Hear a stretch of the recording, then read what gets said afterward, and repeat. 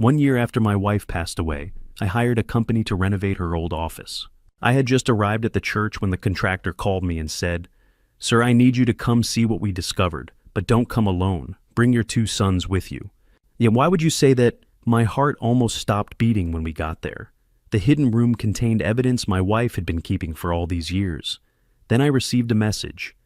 It was time for everything to end. Before we begin this story, comment below and let me know. What country are you watching from? I want to know how far this grandfather's warning has reached. Now let me tell you what happened when my sons and I opened that hidden room door. The Sunday morning light filtered through the curtains of my home office, casting soft shadows across the mahogany desk, where Virginia used to leave me notes. At 65, I'd grown accustomed to the silence of the house, too accustomed perhaps. It had been exactly 1 month since the funeral, and still her reading glasses sat on the side table, her coffee mug unwashed in the kitchen sink. I couldn't bring myself to move them, not yet. The shrill ring of my cell phone startled me from my thoughts. The caller ID showed a local number. I vaguely recognized Mike Davis, the contractor I'd hired 3 weeks ago to renovate Virginia's second-floor office. The one she'd worked in for years doing God knows what. Grant applications, she'd always said, non-profit work. I'd believed her. "Mr. Harrington," Mike's voice was tight, breathless. Not the usual easygoing drawl of a man who'd spent 30 years in construction. "Mike, everything okay? I wasn't expecting the work to be done until, sir, I need you to come down here." "To your wife's office?" There was a pause heavy with something I couldn't name. "And Mr. Harrington, bring your sons. Both of them. Don't come alone." My hand tightened around the phone. "What are you talking about? What's wrong?" "I can't." Mike exhaled slowly, like a man trying to steady himself. "I can't explain this over the phone. You need to see it. But sir, trust me on this. Don't come by yourself." The line went dead. I stared at my phone, my mind racing. In 40 years of marriage, Virginia had been the steady one, the one who handled crises with calm efficiency while I fumbled. Now alone in our house in the heart of Asheville, surrounded by her belongings and her absence, I felt utterly unmoored. I scrolled through my contacts, Christopher my eldest. Then Henry. I hadn't seen them together in weeks, not since we'd sorted through Virginia's papers, arguing over what to keep, what to donate. The boys had never been close, not really. Christopher, the careful accountant with his perfect family. Henry, the risk-taker, twice divorced, and still searching for something he couldn't name. My thumb hovered over Christopher's name. "Bring your sons. Both of them. Don't come alone." The words echoed in my mind, carrying a weight I didn't understand. Mike Davis had worked on a dozen homes in Buncombe County. He'd seen it all: rotten beams, asbestos, black mold. What could possibly rattle a man like that? And why would it require both of my sons? By the time Christopher's silver Lexus pulled into my driveway at 11:15, I'd already paced a groove in the living room carpet.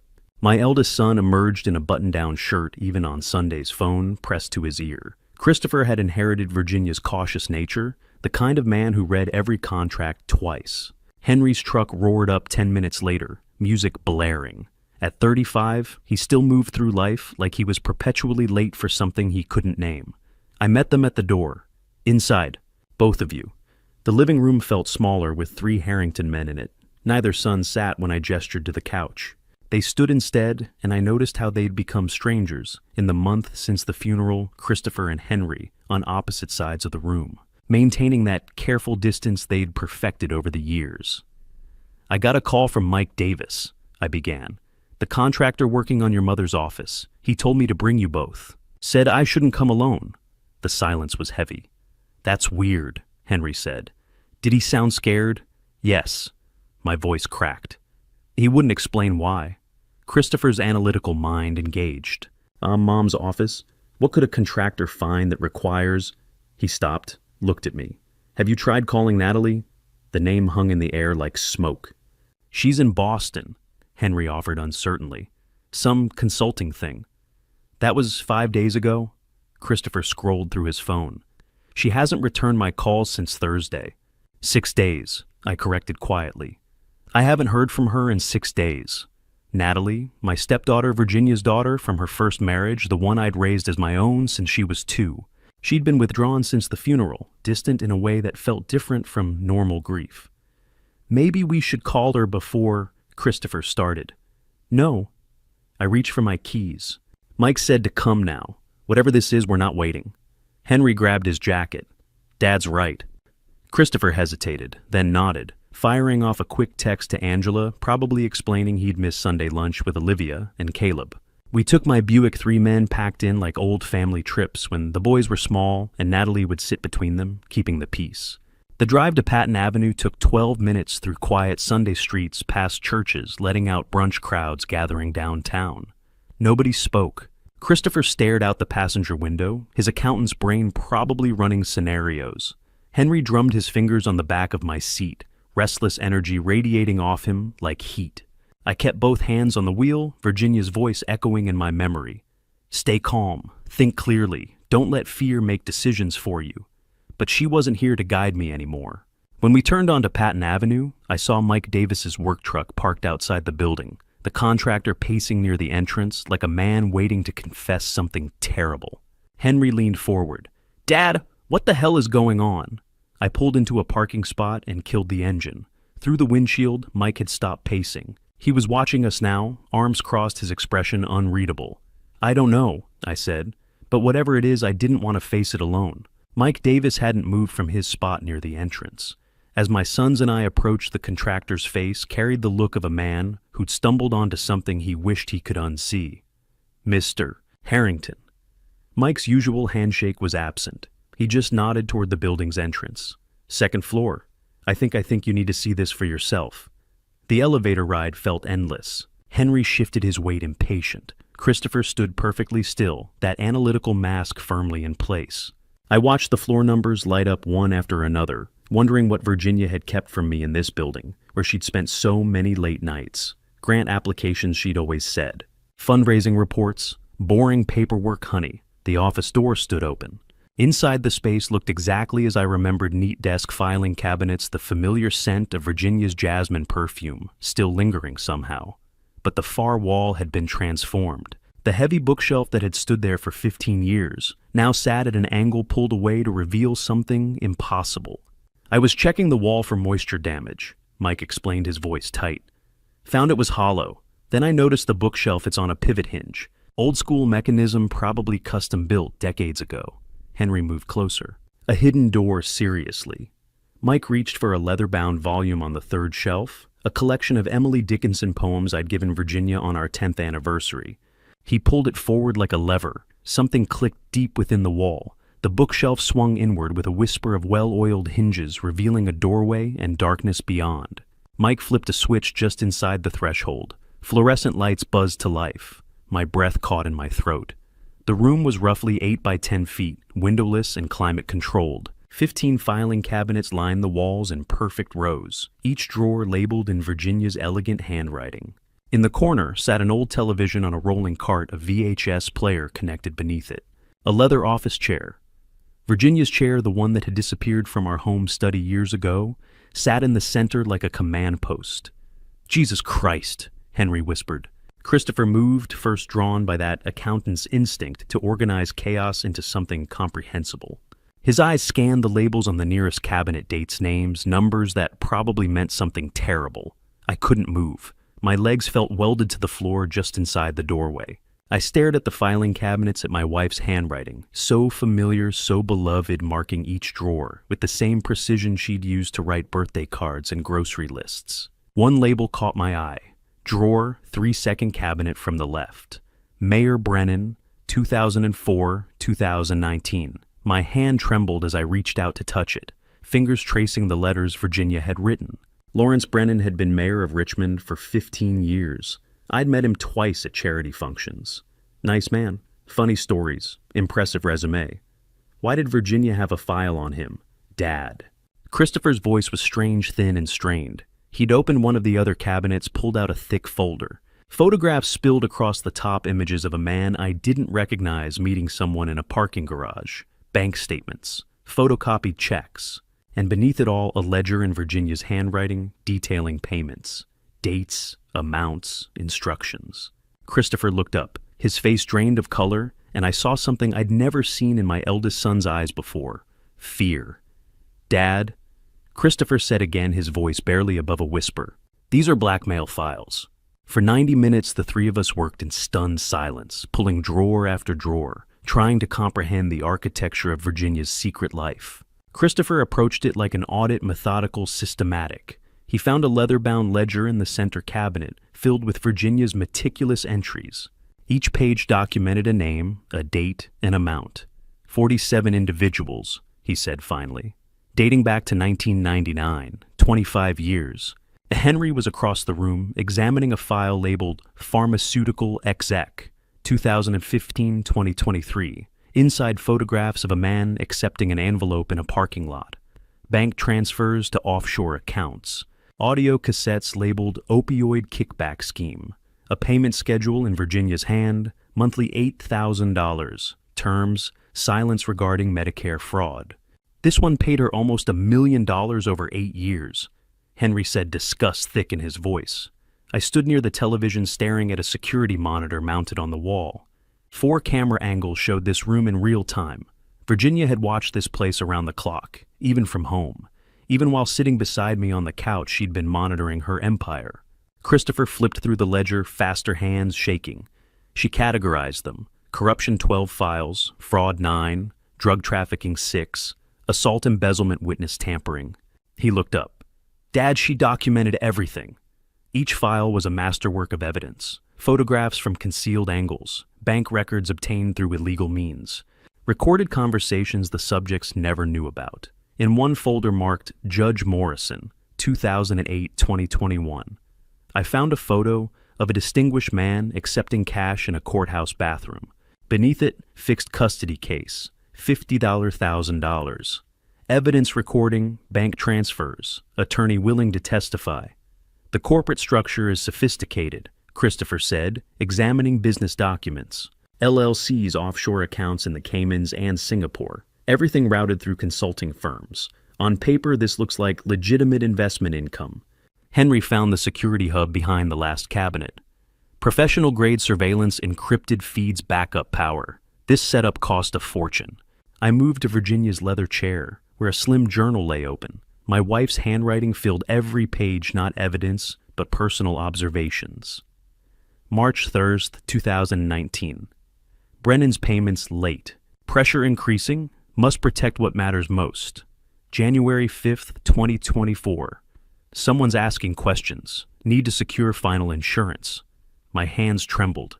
Between clinical documentation of crimes, Virginia had written fragments of her thoughts, her fears. But nowhere did she explain why. Why build this? Why risk everything? Total collected over 25 years.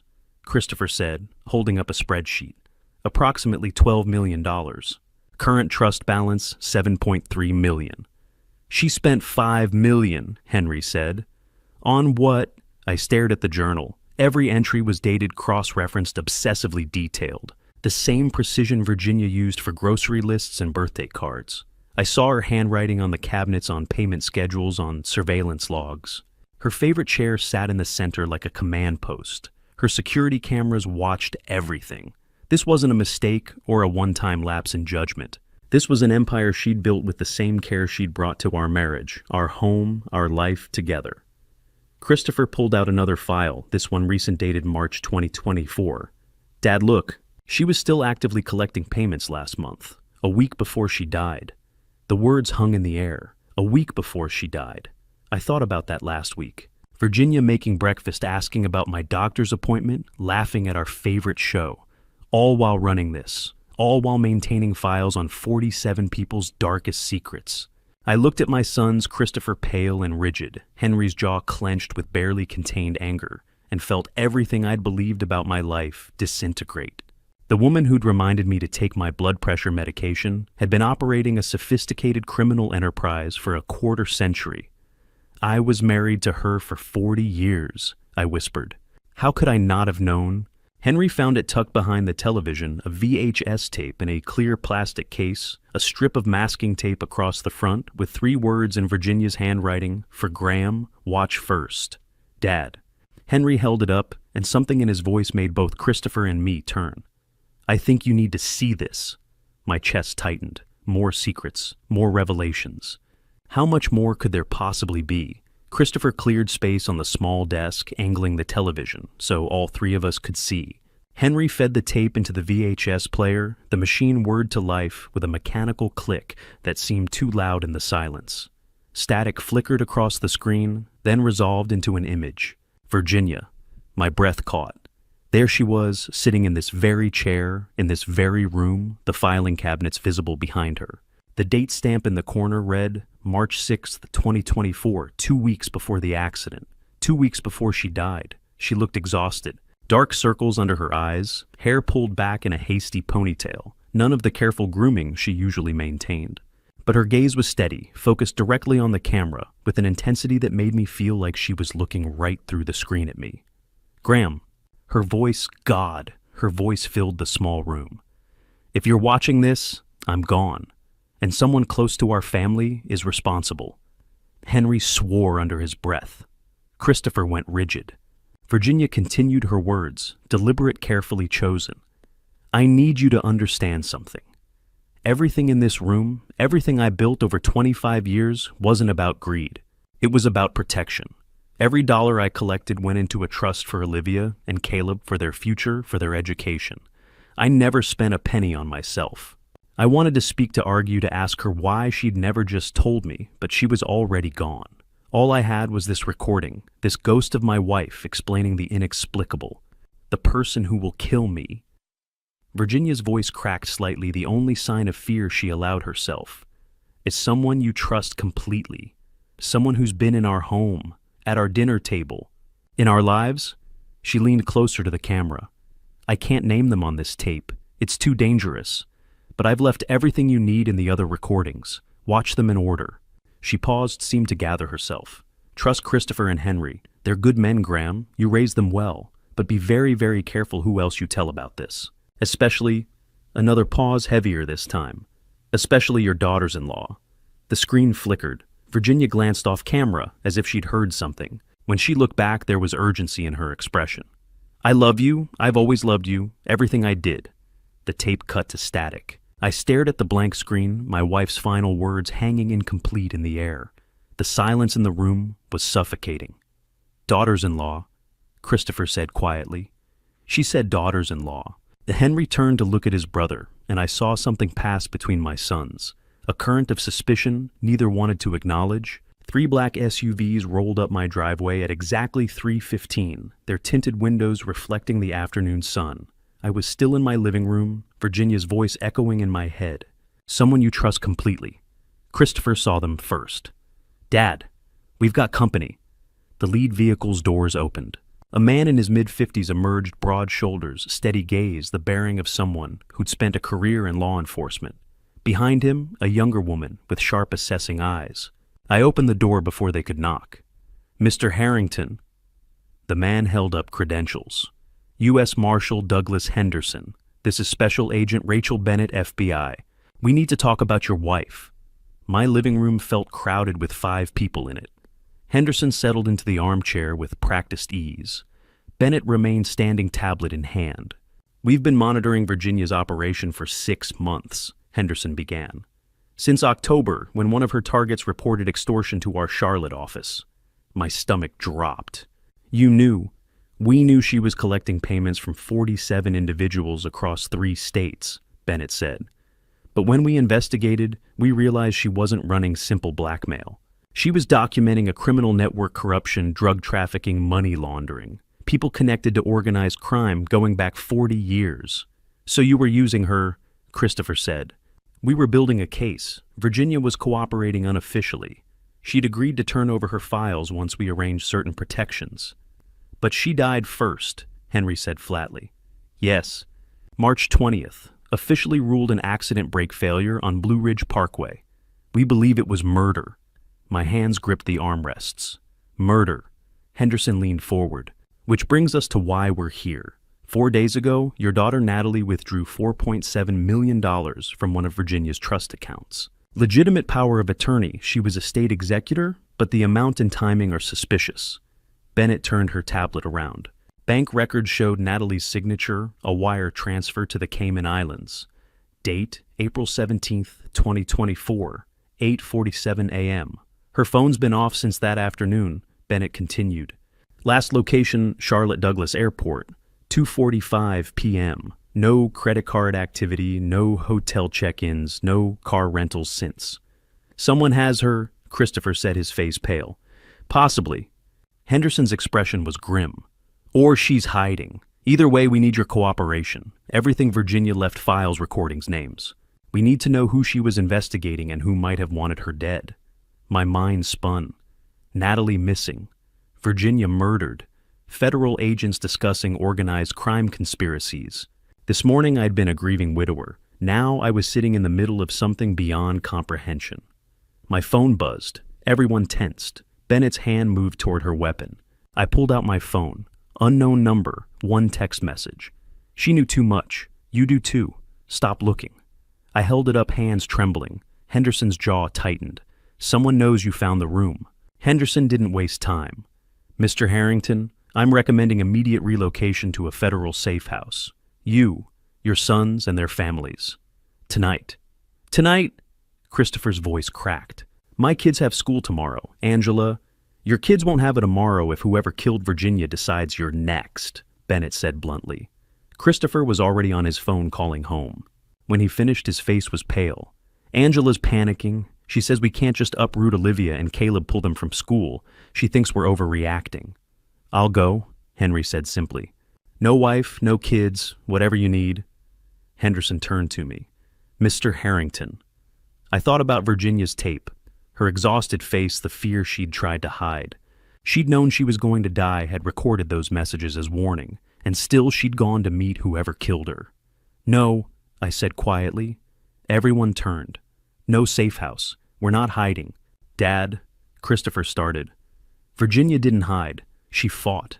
For 25 years, she fought to protect something, to expose someone. I won't dishonor that by running. Henderson's jaw tightened. Your wife is dead because she didn't run.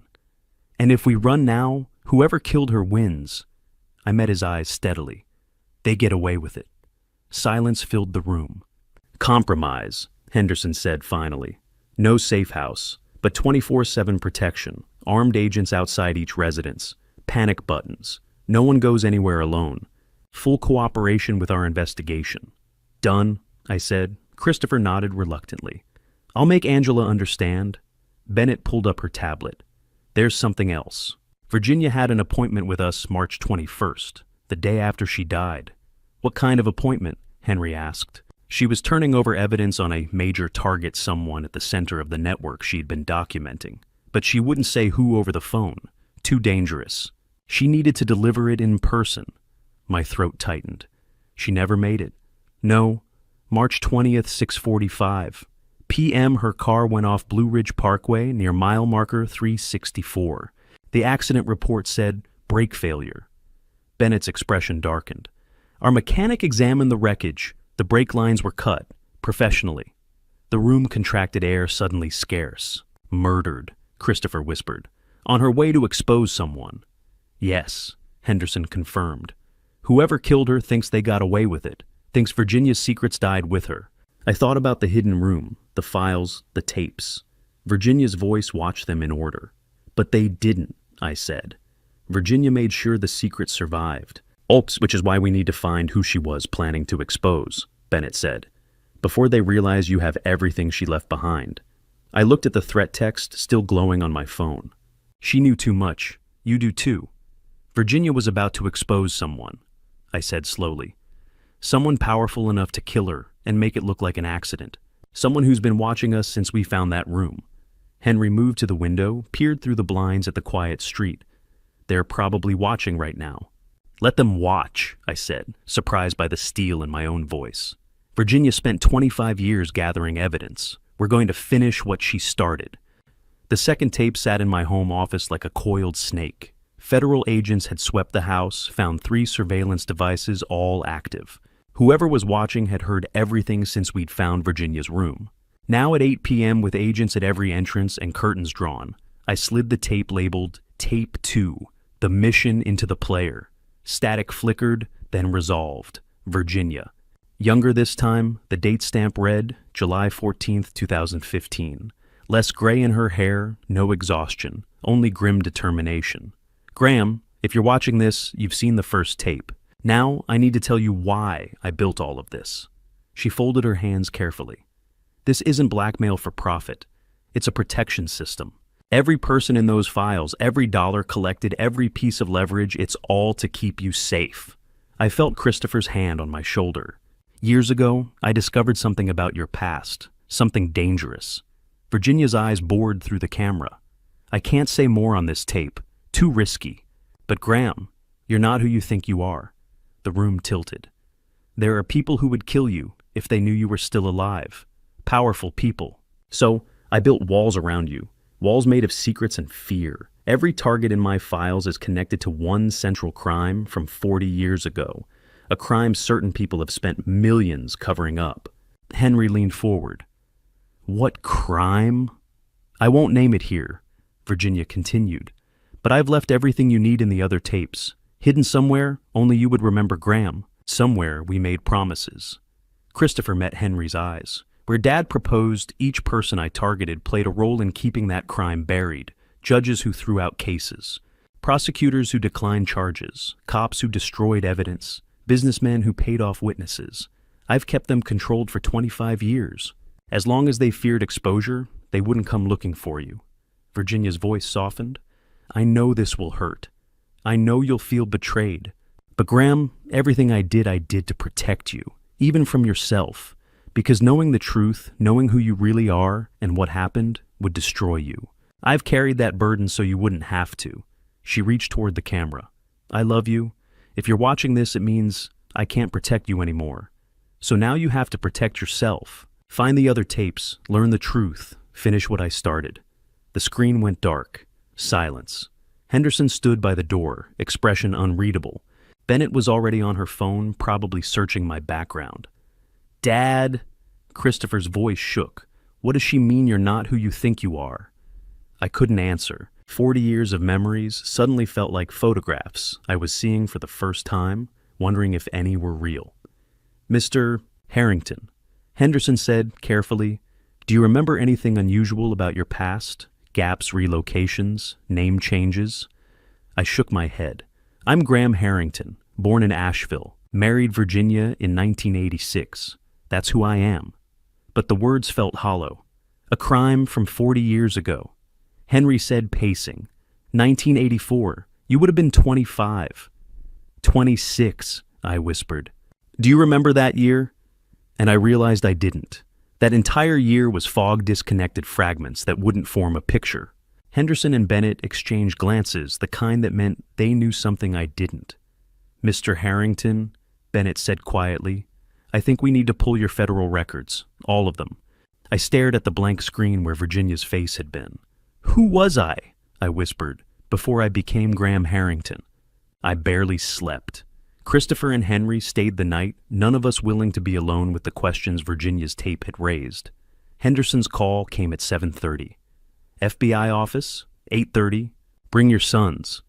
The Asheville FBI resident agency at 151 Patton Avenue was a nondescript building, deliberate anonymity. Henderson met us in the lobby and led us to a secure conference room. No windows, soundproof walls. A manila folder sat in the center of the table like an indictment. Agent Bennett was waiting along with 2 other agents. Everyone stood as we entered. Sit down, Mr. Harrington, Henderson said. I sat. Christopher and Henry flanked me. Henderson opened the folder. Last night I ran your fingerprints through our database. You were flagged immediately. Mr. Harrington, you're in the Witness Security Program database. Have been since 1984. The room contracted. Your real name is Graham Morrison, born August 12, 1959 in Richmond, Virginia. Parents Thomas and Eleanor Morrison. Henderson slid a photograph across the table. A younger me, maybe 25, eyes haunted and traumatized. Beneath it, 2 more photos, a middle-aged couple smiling at a company event. Your parents, Henderson said quietly. I stared. Somewhere in the fog of my memory, I knew these faces. October 12, 1984. Your parents were murdered in their Richmond home. The initial report said home invasion, but it was arson. Someone doused the first floor with accelerant and lit it. Thomas and Eleanor Morrison died of smoke inhalation. You were there visiting for dinner. You hid in the basement when you heard intruders. Images flashed through my mind, smoke, heat, screaming gasoline, but they felt like someone else's memories, a half-forgotten movie. You were the only witness. You testified before a secret grand jury 3 weeks later, identified one perpetrator from photos. But the case was closed in December 1984. Insufficient evidence, they said. No charges filed. That's impossible, Christopher said. If Dad testified, federal prosecutors suspected corruption, Henderson said. The detective Raymond Cook, Richmond PD, buried evidence. The prosecutor who declined charges, Lawrence Brennan, had organized crime connections. The case was deliberately killed to protect the murderers. Bennett spoke. To protect you, justice placed you in witness security. New identity, new location, $50,000 to start over. You became Graham Harrington, moved to Asheville in January 1985. My hands trembled. I don't remember any of this. WITSEC protocols in the 80s included psychological conditioning, Bennett explained gently. You were trained to forget Graham Morrison, to bury those memories for your safety. So Dad's entire life is a lie, Henry demanded. Not a lie, a protection, Henderson said. Graham Harrington is real, your family is real, but everything before 1985 was deliberately erased. I stared at my parents' photograph. Thomas Morrison, Eleanor Morrison. I should feel something grief rage. Instead, only numbness and the growing horror of emptiness where 25 years should be. The people who killed them, I whispered. Are they still alive? Henderson and Bennett exchanged glances. Some are dead, Henderson said, but not all, and Virginia knew exactly who they were. That's what her files documented. That's why she built her operation to protect you from the people who murdered your parents. Christopher leaned forward. Mayor Brennan, the file Dad saw. Lawrence Brennan was the prosecutor who closed the case. His father, William Brennan, ordered the hit. Bennett confirmed. Lawrence covered it up. Virginia had evidence on both of them and everyone else involved in burying your parents' murder. I closed my eyes, Virginia's voice echoing. You're not who you think you are. She'd known. For 40 years, she'd known my parents were murdered, known I was living under a false identity, known the killers walked free, and she'd fought them alone in secret to keep me safe. How is it possible? My voice broke. How can I not remember, Dr. Stephen Clark arrived at 9 sharp, a soft-spoken man in his 50s FBI psychologist, specializing in witness protection and suppressed memory recovery. Mr. Harrington, Dr. Clark said, settling across from me. Close your eyes. I'll ask questions. Answer with the first thing that comes to mind. Don't think. Just respond. I glanced at Henderson, who nodded. I closed my eyes. October 12th, 1984, evening. Where are you? Nothing. Blank darkness. Try harder. What do you see? A flash and sudden visceral. Smoke. The acrid smell burning my throat. Smoke, I whispered. What else? Screaming. A woman's voice desperate. My mother! She's screaming! Where are you? Darkness, wooden stairs above, thunder of footsteps. Under the stairs. Basement. Hiding. Christopher and Henry sat frozen, watching my face contort with terror.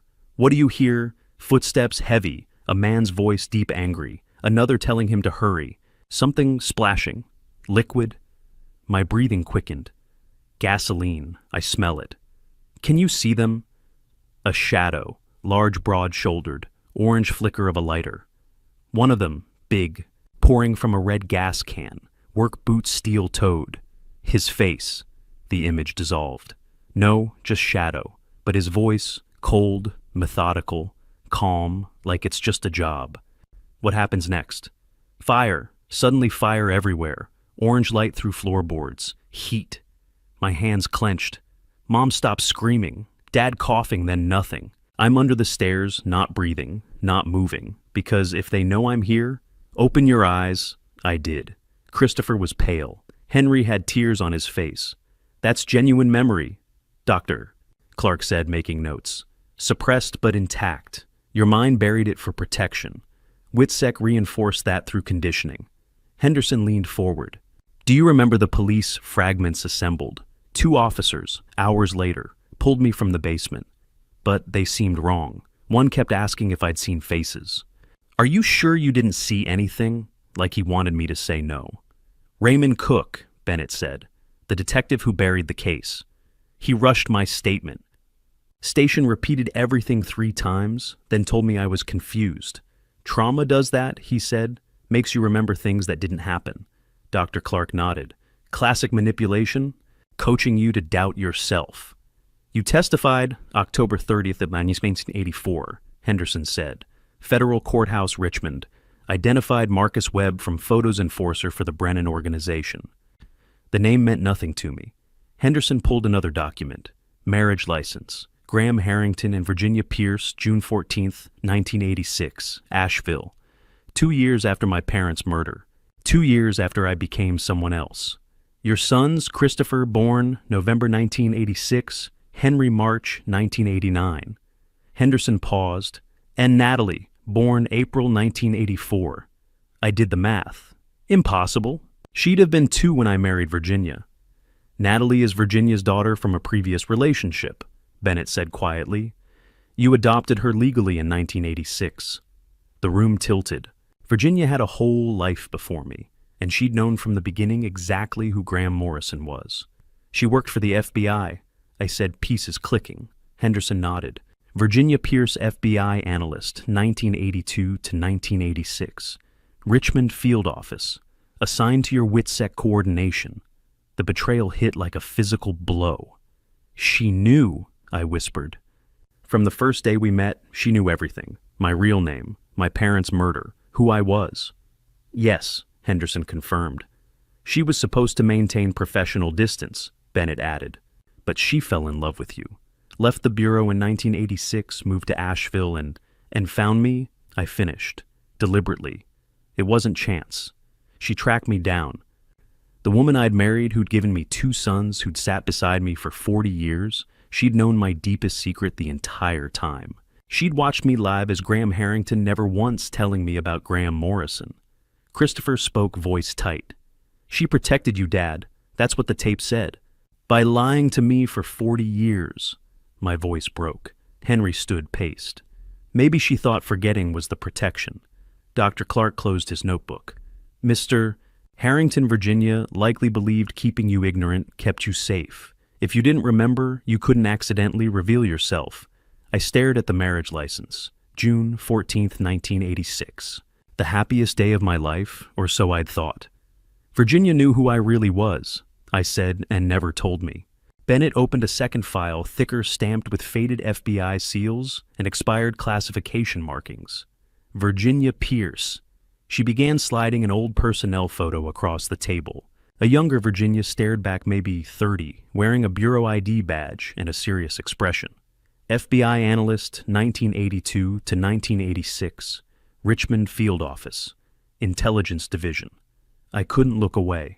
This was Virginia before me, before our marriage, before she became the woman who made me coffee every morning. In 1984, when you entered WITSEC, Virginia was assigned to coordinate your case file. Bennett continued. Standard protocol analysts handle paperwork, maintain documentation, ensure the witness's new identity is airtight. She knew everything. Your real name, your parents' murder, the corruption, your new identity as Graham Harrington, your Asheville relocation. Everything. Christopher leaned forward. She was supposed to keep that confidential. She was supposed to maintain professional distance, Bennett corrected. Never contact the witness. Never reveal she knew anything. But she pulled out a resignation letter dated March 1986. Virginia left the bureau. 2 months later, she moved to Asheville. The implication landed hard. She came looking for me, I said quietly. Henderson nodded. Your marriage license shows you met May 1986 at a grocery store on Merriman Avenue. Officially chance. But she knew exactly where I'd be. I finished. My address, my routine, everything. The Bureau discovered the relationship in 1991 during a routine audit, Bennett said. By then, you'd been married 5 years with 2 sons. Virginia was no longer FBI. Technically, she hadn't violated active regulations. They filed a note in her personnel record and moved on.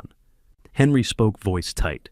So for 40 years, our mother lived with the man she was supposed to protect from distance. That's love, I interrupted, surprising myself. She fell in love with someone she couldn't have and chose him anyway. Bennett's expression softened. There's more. When we investigated Virginia's operation last year, we discovered her FBI access codes, the ones she should have surrendered when she resigned, were never fully deactivated. What does that mean? Christopher asked. For 40 years, Virginia had backdoor access to classified federal databases, personnel records, case files, witness protection archives. She couldn't modify anything, but she could read, track. My stomach dropped. She was watching them, everyone connected to my parents' murder. Exactly, every judge who dismissed cases, every prosecutor who declined charges, every cop who destroyed evidence, every William Brennan associate. Virginia tracked their careers, locations, activities. When they committed new crimes, she documented everything. And blackmailed them, Henry said. Not for profit, for control, Bennett corrected. She built leverage to keep them afraid quiet from ever looking for Graham Morrison. As long as they feared exposure, they wouldn't dig into old cases. Wouldn't ask questions about disappeared witnesses. The room fell silent. I stared at Virginia's personnel photo, young, determined, already carrying secrets she'd keep forever. She gave up her career, I said slowly. Left the FBI, everything she'd worked for, to be with me, to protect me from something I didn't even remember. Yes, Henderson confirmed. I thought about our life together. 40 years of marriage, Sunday mornings, family dinners, quiet porch evenings. She'd known the entire time who I really was, what had been taken from me, who was responsible. She'd carried that weight alone while I lived in blissful ignorance, and she'd done it out of love. Not the simple, easy kind. The complicated, sacrificial kind that meant giving up everything, career, truth, the possibility of an honest relationship to keep me safe. And she sacrificed everything, I whispered, to protect me from something I couldn't even remember. We broke for lunch at noon, but none of us had an appetite. By 1 o'clock, we were back in the conference room, Bennett spreading crime scene photos and case files across the table like a macabre puzzle. William Brennan, she said, placing a photograph in the center. A man in his 60s, distinguished in an expensive suit, the kind of face that belonged on corporate boards. Richmond businessman, real estate developer, legitimate on paper, underneath drug trafficking, money laundering, extortion. He ran the largest criminal organization in Central Virginia from 1970 until his death in 1998. I stared at the man who'd ordered my parents' murder. In 1983, your father's company, Morrison and Associates, acquired 40 acres in Henrico County. Thomas Morrison didn't know the land was being used as a drug distribution hub. Brennan's operation had been there 5 years, hidden behind shell companies. When your father surveyed the property for development, he found evidence. Tire tracks, buried containers, residue. Bennett laid out another photo, Thomas Morrison in his office, stern but honest. The kind of man who'd do the right thing despite the cost. Your father confronted Brennan in September 1984, threatened to go to authorities. Brennan gave him one chance to walk away. Thomas refused. So Brennan killed him, Henry said flatly. Ordered it. 2 enforcers carried out the hit, Marcus Webb and James Harrison. Bennett placed their mugshots side by side. Webb was thick-necked, brutal. Harrison was younger, leaner, with cold eyes suggesting intelligence behind the violence. Webb was arrested in 1995 on unrelated charges, murdered a federal witness in North Carolina. Died in prison, 1997, stabbed in the yard. And Harrison, Christopher asked. Disappeared October 13th, 1984. Day after your grandparents' murder. No trace since. Virginia believed he assumed a new identity, possibly stayed in the region. My hands tightened. He's still out there. Possibly. Bennett pulled out more photos. The cover-up involved multiple people. Detective Raymond Cook, Richmond PD, first responder to your parents' murder. Contaminated the crime scene, rushed your statement, buried evidence. Retired 1995 with full pension, died of a heart attack in 2003. Another photo. Lawrence Brennan, William's son, assistant prosecutor, assigned to your case in 1984. Declined to file charges, cited insufficient evidence despite your testimony. 20 years later, became Richmond mayor, served 3 terms. Died of cancer in 2021. Virginia had a file on him, I said quietly. Mayor Brennan, 2004 to 2019. She had files on all of them, Bennett confirmed. William Brennan's entire organization. Business partners who laundered money. Judges who dismissed cases. Cops who destroyed evidence. Lawyers who intimidated witnesses. and their children the next generation who inherited wealth built on blood. She spread out a chart showing connections, names, dates, crimes, payments. 47 individuals, all linked by thin lines back to one central event, October 12th, 1984. Virginia spent 25 years tracking every person who played a role in covering up your parents' deaths, Bennett said. She built leverage over them, evidence of their own crimes to keep them controlled, afraid to look at old cases, afraid someone might ask questions about Graham Morrison. Henderson spoke. She built a wall around you made of their fear, silence except for fluorescent lights humming. I looked at the web of corruption faces of people who'd profited from my parents' deaths, who'd walked free while I lived under a false name. Rage rose in me, pure and choking, but beneath it was something else. Grief for Virginia, who'd carried this alone for 40 years. Who'd known every name, every crime, every connection, and fought them silently while I slept beside her, oblivious. She'd spent 25 years building a fortress of secrets around me. Not for money, not for power, for love. The complicated, exhausting, thankless kind that meant fighting battles I didn't know existed. If Virginia had all this evidence, I said, voice rough, why didn't she just give it to the FBI? Bennett closed the Brennan file and opened another, this one recent, dated within the last 6 months. Virginia's handwriting covered every page, notes cramped and urgent in a way the older files weren't. Virginia's investigation focus shifted in November 2023. Bennett said. She stopped documenting new targets and started hunting one specific person, James Harrison. She placed 3 photographs on the table, each showing a different middle-aged man. Harrison disappeared completely after October 13th of 1984. No death certificate, no arrest records, no sightings. Virginia believed he'd done what your father did, assumed a new identity, and started over. But unlike you, Harrison wasn't in witness protection. He did it himself, which meant mistakes. Small ones, but mistakes. Christopher leaned forward, studying the photos. Who are these men? Virginia's suspects. 3 men, all the right age, all living within 200 miles of Richmond, all with backgrounds that don't quite add up. Bennett pointed to the first photo. James Cole, 63, contractor in Charlotte. No records before 1986. Second photo. Harrison Kyle, 60, real estate investor in Charleston. Birth certificate filed in South Carolina, 1985, but no hospital records. Third photo.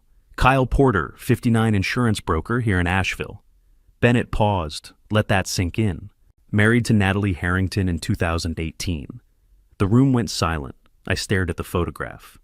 Kyle Porter. I'd met the man a dozen times, family dinners, holidays, Natalie's wedding, 6 years ago. Pleasant guy, soft-spoken, worked in risk assessment. The kind of son-in-law who remembered birthdays and helped with yard work. No, I said. That's not possible. Virginia thought it was more than possible. Bennett pulled out Virginia's notes pages of meticulous comparison. She spent 6 months investigating all 3 men. James Cole had an alibi. His sister confirmed he was in California in October 1984. Harrison Kyle's DNA didn't match crime scene evidence from 1984. But Kyle Porter, Henry asked, his voice tight. Bennett flipped to the final page of Virginia's notes. Date March 19th, 2024, 1 day before Virginia died. The handwriting was rushed, almost frantic. Confirmed. KP. Photo match 87%. Dental records requested from Virginia DMV. Tell no one until certain. Meeting him tomorrow, 6 p.m. Blue Ridge Parkway, Overlook. We'll get confession on tape. KP, Christopher said. Kyle Porter. Virginia's scheduled FBI meeting was March 21st. Bennett continued. She was going to present evidence identifying James Harrison, but she never specified who. These notes were in a separate file we found 2 days ago, hidden in her office safe deposit box. Henderson spoke, his voice grim. Virginia confronted Kyle Porter on March 20th. She died that same night, brake failure on Blue Ridge Parkway. I couldn't breathe. Kyle Porter, Natalie's husband, the man who'd been at our dinner table, who'd been in our home, part of our family for 6 years. Natalie, I whispered. She's been missing for 6 days, $4.7 million. We believe Natalie discovered something, Bennett said carefully. Maybe she found Virginia's notes. Maybe Kyle slipped. But on April 17th, she withdrew that money and disappeared. We think she's either running from Kyle or he has her, Henry finished. I looked at Kyle Porter's photograph. Pleasant smile, kind eyes. A mask. Underneath was the man who'd poured gasoline on my parents' floor, who'd listened to my mother scream, who'd killed Virginia when she got too close to the truth. And now he had Natalie. Kyle killed Virginia. I said the words like broken glass in my throat. And now he has my daughter. Bennett pulled up a digital timeline on her tablet, projecting it onto the conference room screen.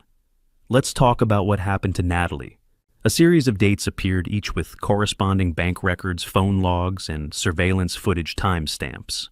April 16th, 5 days ago. Natalie accessed Virginia's trust accounts using power of attorney. Completely legitimate, she was named executor of the estate, but the amount she moved raises red flags. Bennett clicked through bank statements. April 17th, 8:30 a.m. Wire transfer of $4.7 million to an offshore account in the Cayman Islands. Natalie's signature, her authorization codes. She was running, Christopher said. We think so. Same day, 11 a.m., she purchased a one-way plane ticket to Charlotte. Paid cash at the airport counter. No return date. More footage appeared, grainy security camera images of Natalie in the Asheville airport, wearing sunglasses and a baseball cap, carrying only a small backpack. Last cell phone ping was 2:45 p.m. Charlotte Douglas International Airport. Then nothing. Phone powered off. No credit card activity since that moment. No hotel check-ins, no car rentals, no ATM withdrawals. She went dark completely. I stared at the image of my daughter. She looked scared, hunched into herself, in a way that made my chest ache. For 3 days, we had nothing, Bennett continued. Then, this morning, a woman named Susan Wallace called our tip line. She's Natalie's college roommate, lives in Boston. Says she received an email from Natalie on April 19th, 2 days ago. Bennett pulled up the email on screen. From Natalie Harrington.tempeprotonmail.com to Susan.Wallace. 2070 mail. Com, date April 19, 2024, 11:47 p.m. Subject. None Susan tell my family I found what Mom was hiding. It's worse than I thought. I can't come home until I finish this. Tell Dad I'm sorry. And tell him don't trust K. N. The room absorbed that in silence. Proton mail account, Henderson noted. Anonymous encrypted. Created April 18th, used once, never accessed again. Susan didn't report it immediately, Bennett said. She thought Natalie was just dealing with grief needed space. But this morning, she saw news coverage about federal protection for the Harrington family. That's when she called us. Don't trust Kay, Henry said. Kyle. We believe Natalie discovered Kyle's true identity, Bennett said carefully. Maybe she found Virginia's notes about the dental records request. Maybe Kyle said something that didn't add up. But on April 17th, something happened that made her take that money and run. My mind raced. April 17th, 5 days ago. Before we'd found the hidden room, before we'd known about any of this. Natalie had been alone processing whatever she'd discovered about her husband. The email says she found what Virginia was hiding, Christopher said. Does that mean she has Virginia's evidence? Possibly, or she knows where it is. Bennett pulled up another document. Virginia's notes mention final insurance being stored somewhere safe. We haven't found it yet. Natalie knows where, I said with sudden certainty. Virginia told her. That's why Kyle needs her alive. Henderson nodded slowly. If Natalie has evidence that can identify Kyle as James Harrison, she's both incredibly valuable and incredibly dangerous to him. So she's either hiding, Henry said, or Kyle has her. I finished the words heavy as stones. He's had 6 days to find her. 4.7 million leaves a trail even in offshore accounts. He's got resources connections. He could have tracked her. Bennett closed her tablet. We have agents working every angle. Charlotte PD is reviewing all surveillance footage from the airport and surrounding area. We're monitoring the offshore account for any activity. We've issued a BOLO for both Natalie and Kyle Porter. Wait. Christopher sat up straighter. Have you located Kyle? Since we found out who he is? Bennett and Henderson exchanged glances. Kyle Porter hasn't been seen since April 18th, Bennett admitted. His office reported him taking personal leave. His house in Asheville, the one he shared with Natalie, was cleared out. Forensics found signs of hasty departure. My blood ran cold. He's been gone as long as she has. Yes. The implication settled over the room like a shroud. Natalie running, Kyle hunting her. Both of them vanished into whatever game of cat and mouse they'd been playing for 6 days, while I'd been sitting in my house grieving oblivious. "We have to find her," I said, my voice breaking. Before Kyle does. The federal agents were still coordinating search efforts for Natalie when I stood abruptly, Virginia's words from the second tape echoing in my mind. Hidden somewhere, only you would remember. Somewhere, we made promises. "The treehouse," I said. Christopher and Henry looked up. Henderson paused mid-conversation with Bennett. "What?" Christopher asked. "Your mother said she hid something where only I would remember. Somewhere we made promises." I was already moving toward the back door. The treehouse. That's where I proposed to her. The old structure stood at my property's edge, half hidden by an oak tree thick with 40 years of growth. I'd built it myself in 1987, thinking about future grandchildren and summer afternoons. Virginia had loved it, would sit up there with morning coffee reading, while sun filtered through leaves. The wooden ladder creaked under my weight, but held. Christopher followed, then Henry, while federal agents positioned below. The platform was weathered but solid, scattered with dried leaves. I knelt, running my hands along floorboards. The third plank from the left shifted under my touch. I pried it up. Underneath, wrapped in waterproof tarp, was a metal lockbox. My hands shook as I lifted it. No lock, just a simple latch. Inside, a VHS tape labeled Tape 3, The Truth About KP. A USB drive labeled Dental Records, Harrison Porter Match. An envelope with photographs. And a letter 3 pages handwritten, dated March 19th, 2024, one day before Virginia died. I unfolded it, vision blurring. "My darling Graham. If you're reading this, he's killed me. Kyle Porter is James Harrison. I've confirmed it beyond doubt. He married Natalie in 2018 to infiltrate our family, to find what I knew and who else knew. He's been watching us for 6 years. I confronted him this morning, told him I had evidence that FBI would have it, even if something happened to me. He smiled and said, 'Then I guess I'll have to make it look like an accident.' I'm meeting him tonight at Blue Ridge Parkway, overlooked, to negotiate. I have to try protecting Natalie. He doesn't love her, Graham. She's just his access point. I need to make him think he can control this buy time to get her safe. Graham, he doesn't know. You're Graham Morrison. He thinks you're just my husband. Don't tell anyone who you really are until Kyle is caught. The moment he knows, you become the primary target. You're the witness who can still testify, who can identify his voice, his build details from that night.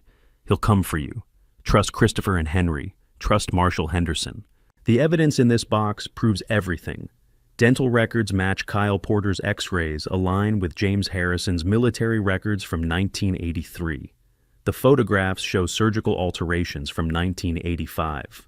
The tape is what I'm recording tonight. If I don't survive, it's proof he threatened me. And please, my love, forgive me for keeping your past from you. I wanted you to have peace. I wanted to give you the life stolen from you, a life without fear, without looking over your shoulder, without the weight of unsolved murders.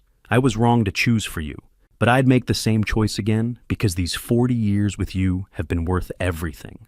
I love you. I've always loved you. I'll love you beyond death. Your Virginia. I couldn't breathe. The letter trembled in my hands as Christopher read over my shoulder, as Henry grabbed my arm. She'd known. That morning of March 20th, Virginia had woken beside me, made breakfast, kissed me goodbye, knowing she was confronting the man who'd murdered my parents, knowing he'd likely kill her too. And she'd gone anyway, to protect Natalie, to protect me, to finish what she'd started 40 years ago. Dad. Christopher's voice was thick with tears. She went to that meeting knowing she'd die. I looked at the tape, the USB drive, the photographs showing Kyle Porter's face morphing through surgical procedures until it no longer matched young James Harrison from 1984. Virginia had given her life to hand me the truth. She sacrificed herself, I whispered, holding the letter against my chest, to protect me. The weight of her love, complicated, secretive absolute, settled over me like a benediction and a burden. For 40 years, she'd fought a war I didn't know existed. And in the end, she'd walked into death to give me the weapons to finish it. Now, Kyle had Natalie, and I had Virginia's evidence. We gathered in my office at 7:30, the space crowded with federal agents and tension. Henderson brought an evidence technician. Bennett set up recording devices. Christopher and Henry flanked my chair. I held Virginia's letter in one hand, the VHS tape in the other. "Ready?" Bennett asked gently. I nodded. I slid the tape into the player. Static then, the image resolved. Dashboard camera view, hidden in Virginia's purse capturing her car interior, and through the windshield, the Blue Ridge Parkway Overlook parking area. Date stamp, March 20th, 2024, 6:00 p.m., 45 minutes before Virginia died. Audio crackled first, Virginia's breathing steady but tense. A car door, footsteps on gravel. Then Kyle Porter's voice. "Virginia, scenic spot for a meeting. We need to talk, Kyle." Virginia's voice was strong, no fear.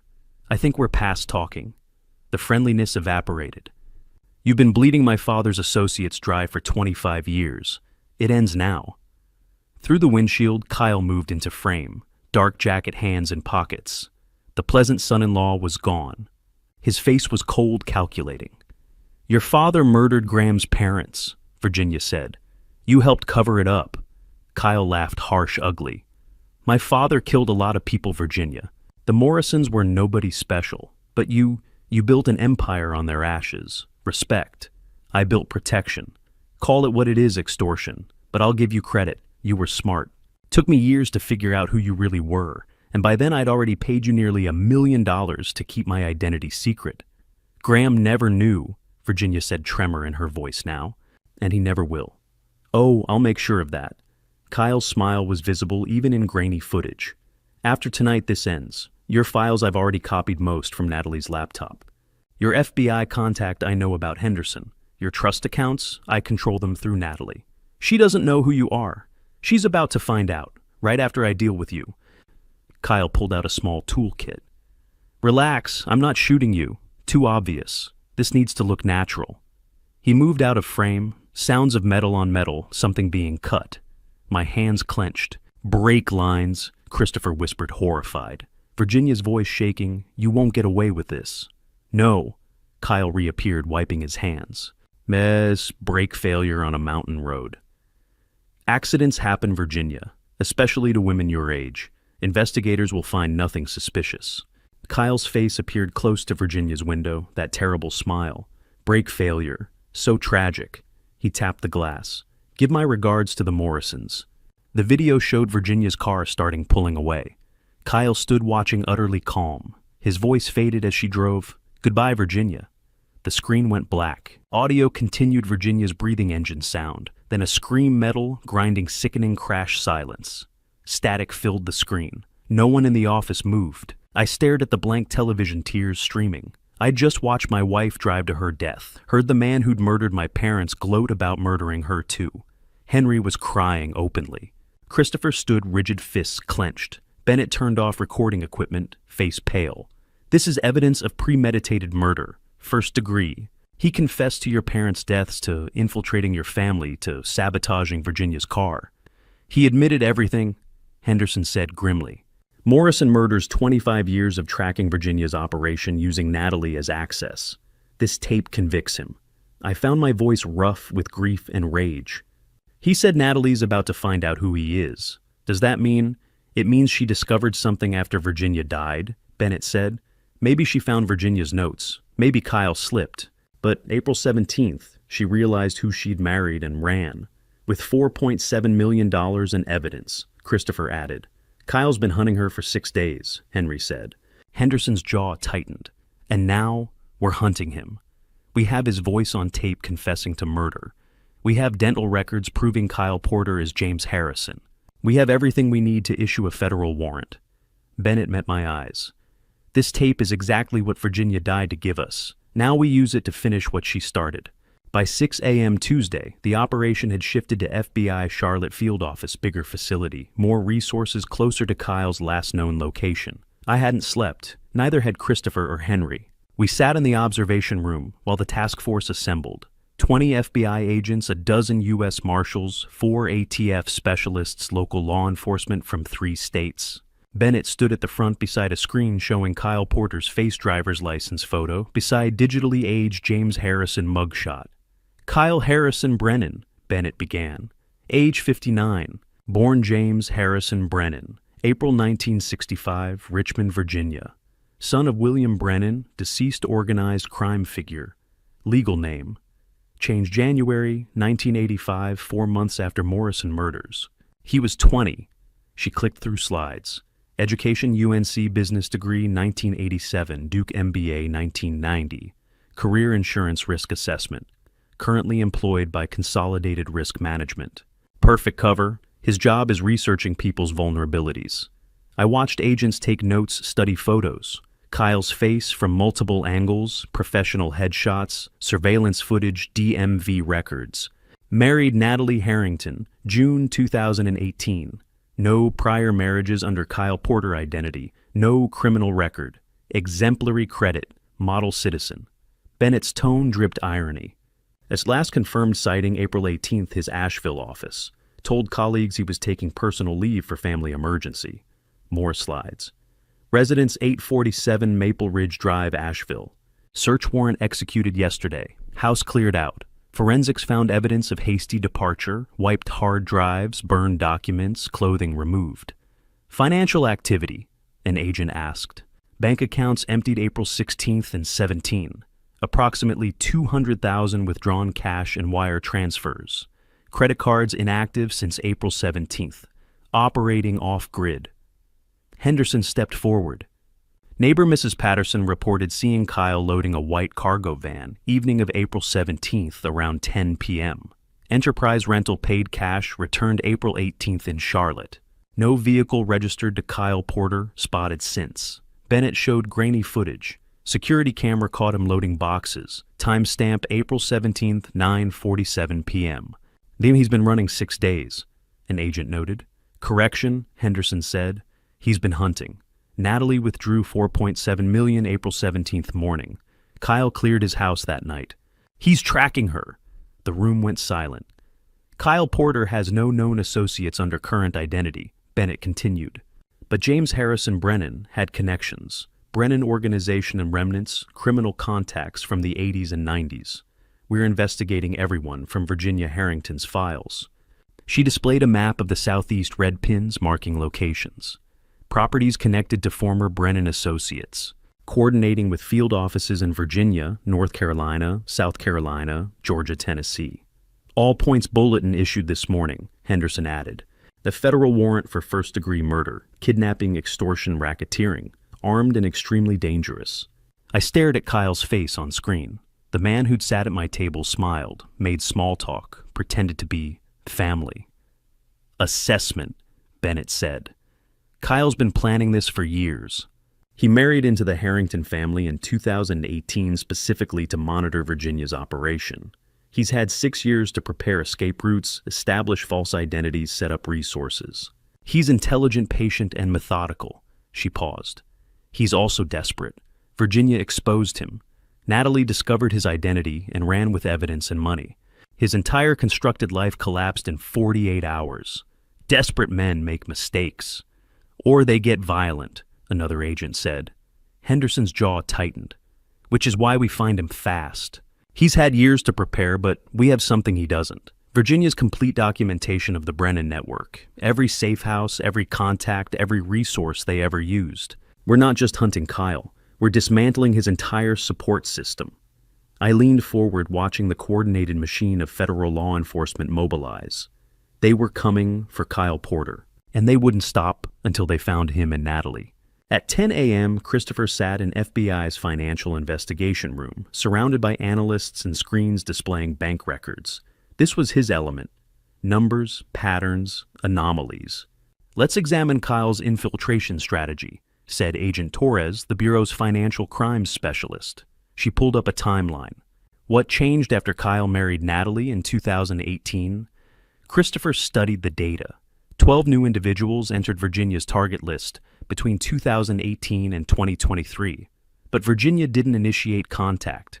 They were already paying someone else. Kyle, Torres said. He used Natalie's innocent conversations to identify Virginia's targets, then approached them as insurance broker offering protection services. Christopher highlighted payments.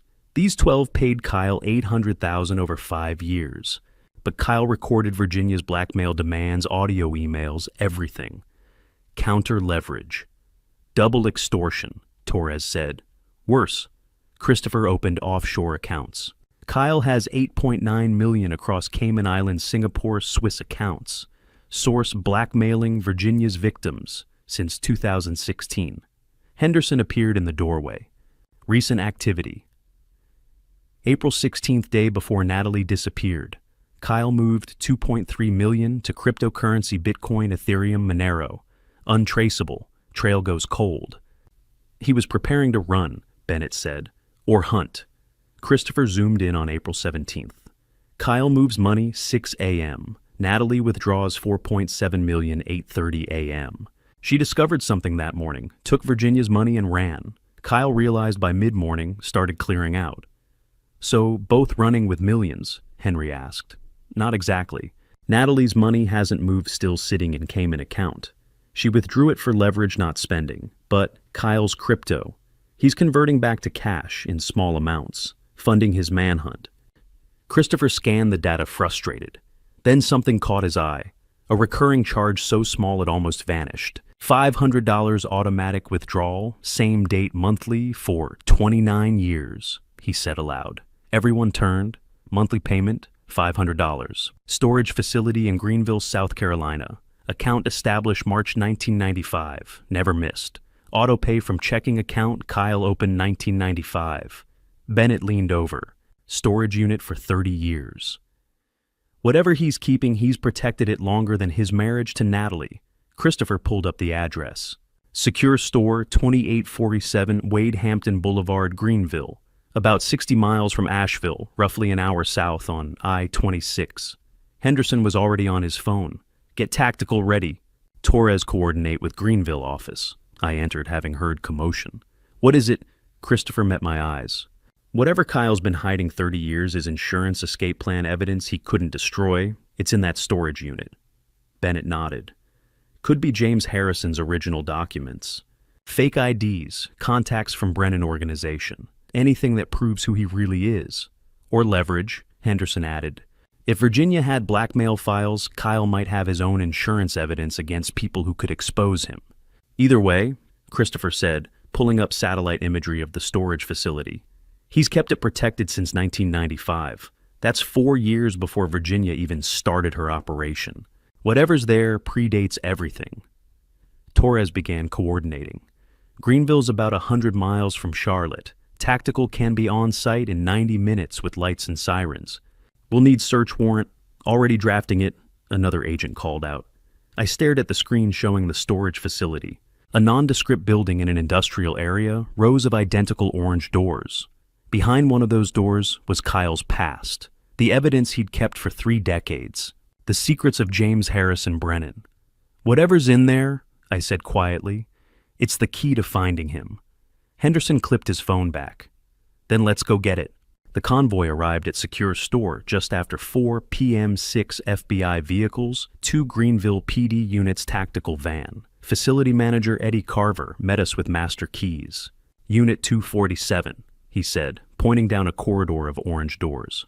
Kyle Porter, paying since March 1995, never late. Breach. Henderson ordered. Bolt cutters snapped the padlock. The door rolled up. Inside was a time capsule. 10 by 10 space packed with boxes, filing cabinets, bins. Everything labeled in faded handwriting, James Harrison's 30 years old. Bennett stepped in first. Financial records, Brennan organization ledgers 70s through 90s. She opened a box. Drug trafficking manifests, names, dozens. Another agent called murder contracts, payment schedules, and targets. I stood at the threshold watching agents catalog my parents' killer's empire. A box labeled Morrison, 1984, sat on a shelf. Henderson opened it. Crime scene photographs never in official files. Thomas and Eleanor Morrison's home. The basement where I hid. Surveillance photos. Brennan had watched my family for weeks. They documented everything, I whispered. Christopher found the journal. Leather-bound, yellowed pages in a box marked personal. Younger handwriting, but recognizable. Dad, see this. I took it. October 10th, 1984. Father says I have to prove myself. The Morrison family has to go. Marcus will do the parents. I'll watch learn. This is my initiation. October 12th, 1984. It's done. The screaming was worse than I expected. The boy almost saw us. Marcus swears he was in the basement. Father says not to worry. Detective Cook will bury it. I'm one of them now. I couldn't breathe. Casual tone, cold pride, hours after murdering my parents. Photographs, an agent said. Young James Harrison, 19, before surgery. Perfect match to Kyle Porter. False IDs, another called.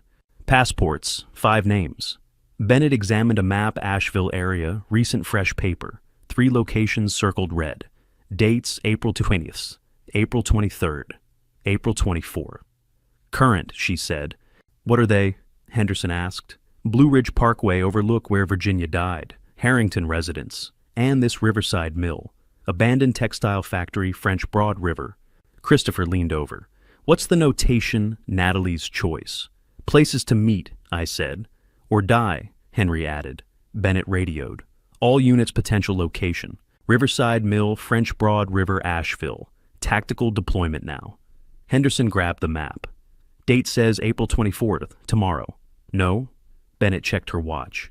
April 24th started 3 hours ago. If Kyle's following this, he's there, I finished. Bennett's face was grim.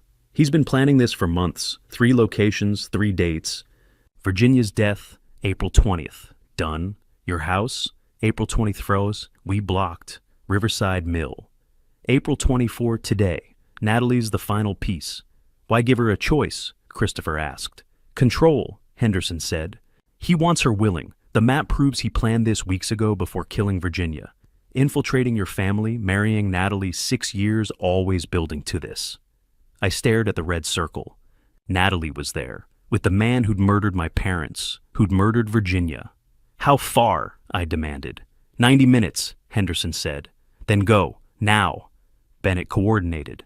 All units Riverside Mill, hostage protocols, suspect armed, extremely dangerous. They ran for vehicles. Kyle's past didn't matter. Only Natalie's future. The tactical convoy screamed into Asheville at 8 a.m. Riverside Mill loomed beside the French Broad River, 3 stories of broken windows, condemned since 2012, graffiti-scarred brick. Thermal imaging, Henderson ordered. An agent studied the screen. 2 heat signatures, top floor, stationary. I stood beside the van, bulletproof vest, heavy. Christopher and Henry tried to pull me back. That's my daughter in there. Mr. Harrington, you're civilian, Henderson began. She's my daughter. My voice was iron. I'm going. Henderson studied me, then nodded. Behind me, touch nothing. I say run, you run. Breach team approached 8 agents, weapons drawn. I followed Henderson through the shattered entrance. Ground floor empty, rusted machinery debris, 2nd floor clear, holes in floorboards, decay everywhere. Stairwell to 3rd floor, narrow, treacherous. An agent raised his fist. Stop. Thin wire stretched across the 3rd step. Tripwire, he whispered. Bomb tech examined it. Flash bang, non-lethal but disorienting. They disarmed it slowly, 5 agonizing minutes. Clear. 3rd floor, vast open space, old textile machinery, morning light through broken windows. Center of the room. Natalie tied to metal chair tape over mouth wrists, bound behind her ankles, zip-tied. Alive. My heart lurched. Her eyes went wide, seeing me, not relief. Terror. Sweep, Henderson ordered. Agents fanned out. Clear! Clear! Clear! No Kyle. Bomb check. Tech swept chair floor beams. No explosives. They approached carefully. Bennett reached Natalie first, gently peeling tape from her mouth. Natalie gasped, tears streaming. It's a trap. He wanted you to come. He said if Dad didn't come today, he'd kill Olivia and Caleb. He knows where they are. My blood froze. He's been watching all of us. Knows Christopher's house, Angela's routine, kids' school. Natalie sobbed. He left me here as bait. Said you'd find the storage unit, find the map, come here. Counted on it. Bennett cut zip ties. Where is he? Not here? Natalie looked at me, eyes hollow with fear. He's at your house, Dad. Been watching the whole time, waiting for you to leave for agents to follow you here. My world tilted. My house. Kyle at my house, where Christopher's family stayed. Where Olivia and Caleb move, Henderson ran for stairs. All units to Harrington residence, officer down, possible hostage. We ran, down 3 flights through building into sunlight. Natalie stumbled beside me, freed but barely standing after days captive. Henry caught her, half-carried her to vehicle. Convoy roared to life. My phone buzzed. Text from unknown number. Come home. Graham Morrison. Time to finish what my father started. You have 20 minutes before I hurt the children. Come alone or they die. Henderson saw my face. What? I showed him the text. Bennett was already coordinating. ETA to Harrington residence, 15 minutes, code 3. He's had them for how long? Henry asked, voice shaking. No one answered. 15 minutes to my house. Kyle Porter, James Harrison, waiting there with my grandchildren, waiting to finish a 40-year-old murder. The convoy split at Riverside Mill. Half stayed with Natalie. The rest raced toward my house siren, screaming. I sat in the lead vehicle beside Henderson. Bennett drove like a missile weaving through morning traffic. All units to Harrington residence. Henderson barked into the radio. Possible hostage situation. Static crackled. Perimeter team, no visual on suspect. Protection detail, respond. Silence. Protection detail, respond immediately. Nothing. Bennett blasted through a red light. Cars scattered. My phone buzzed. Kyle, 20 minutes. We'd already burned 5 just getting to the vehicles. 15 minutes left. The drive normally took 12, with Bennett driving maybe 10. Faster, I said. I am, she snapped, taking a corner hard. Perimeter, the radio said. Front door open. No movement. Hold. Wait for tactical, Henderson ordered. We screamed down Tunnel Road 70 in a 35. My phone buzzed again. 12 minutes. Tick-tock, Graham Morrison. He's watching, I said. He planned this, Henderson replied grimly. Lured us to the mill, knew we'd rush back. He's had the house since we left. Since last night. Kyle had my family for hours.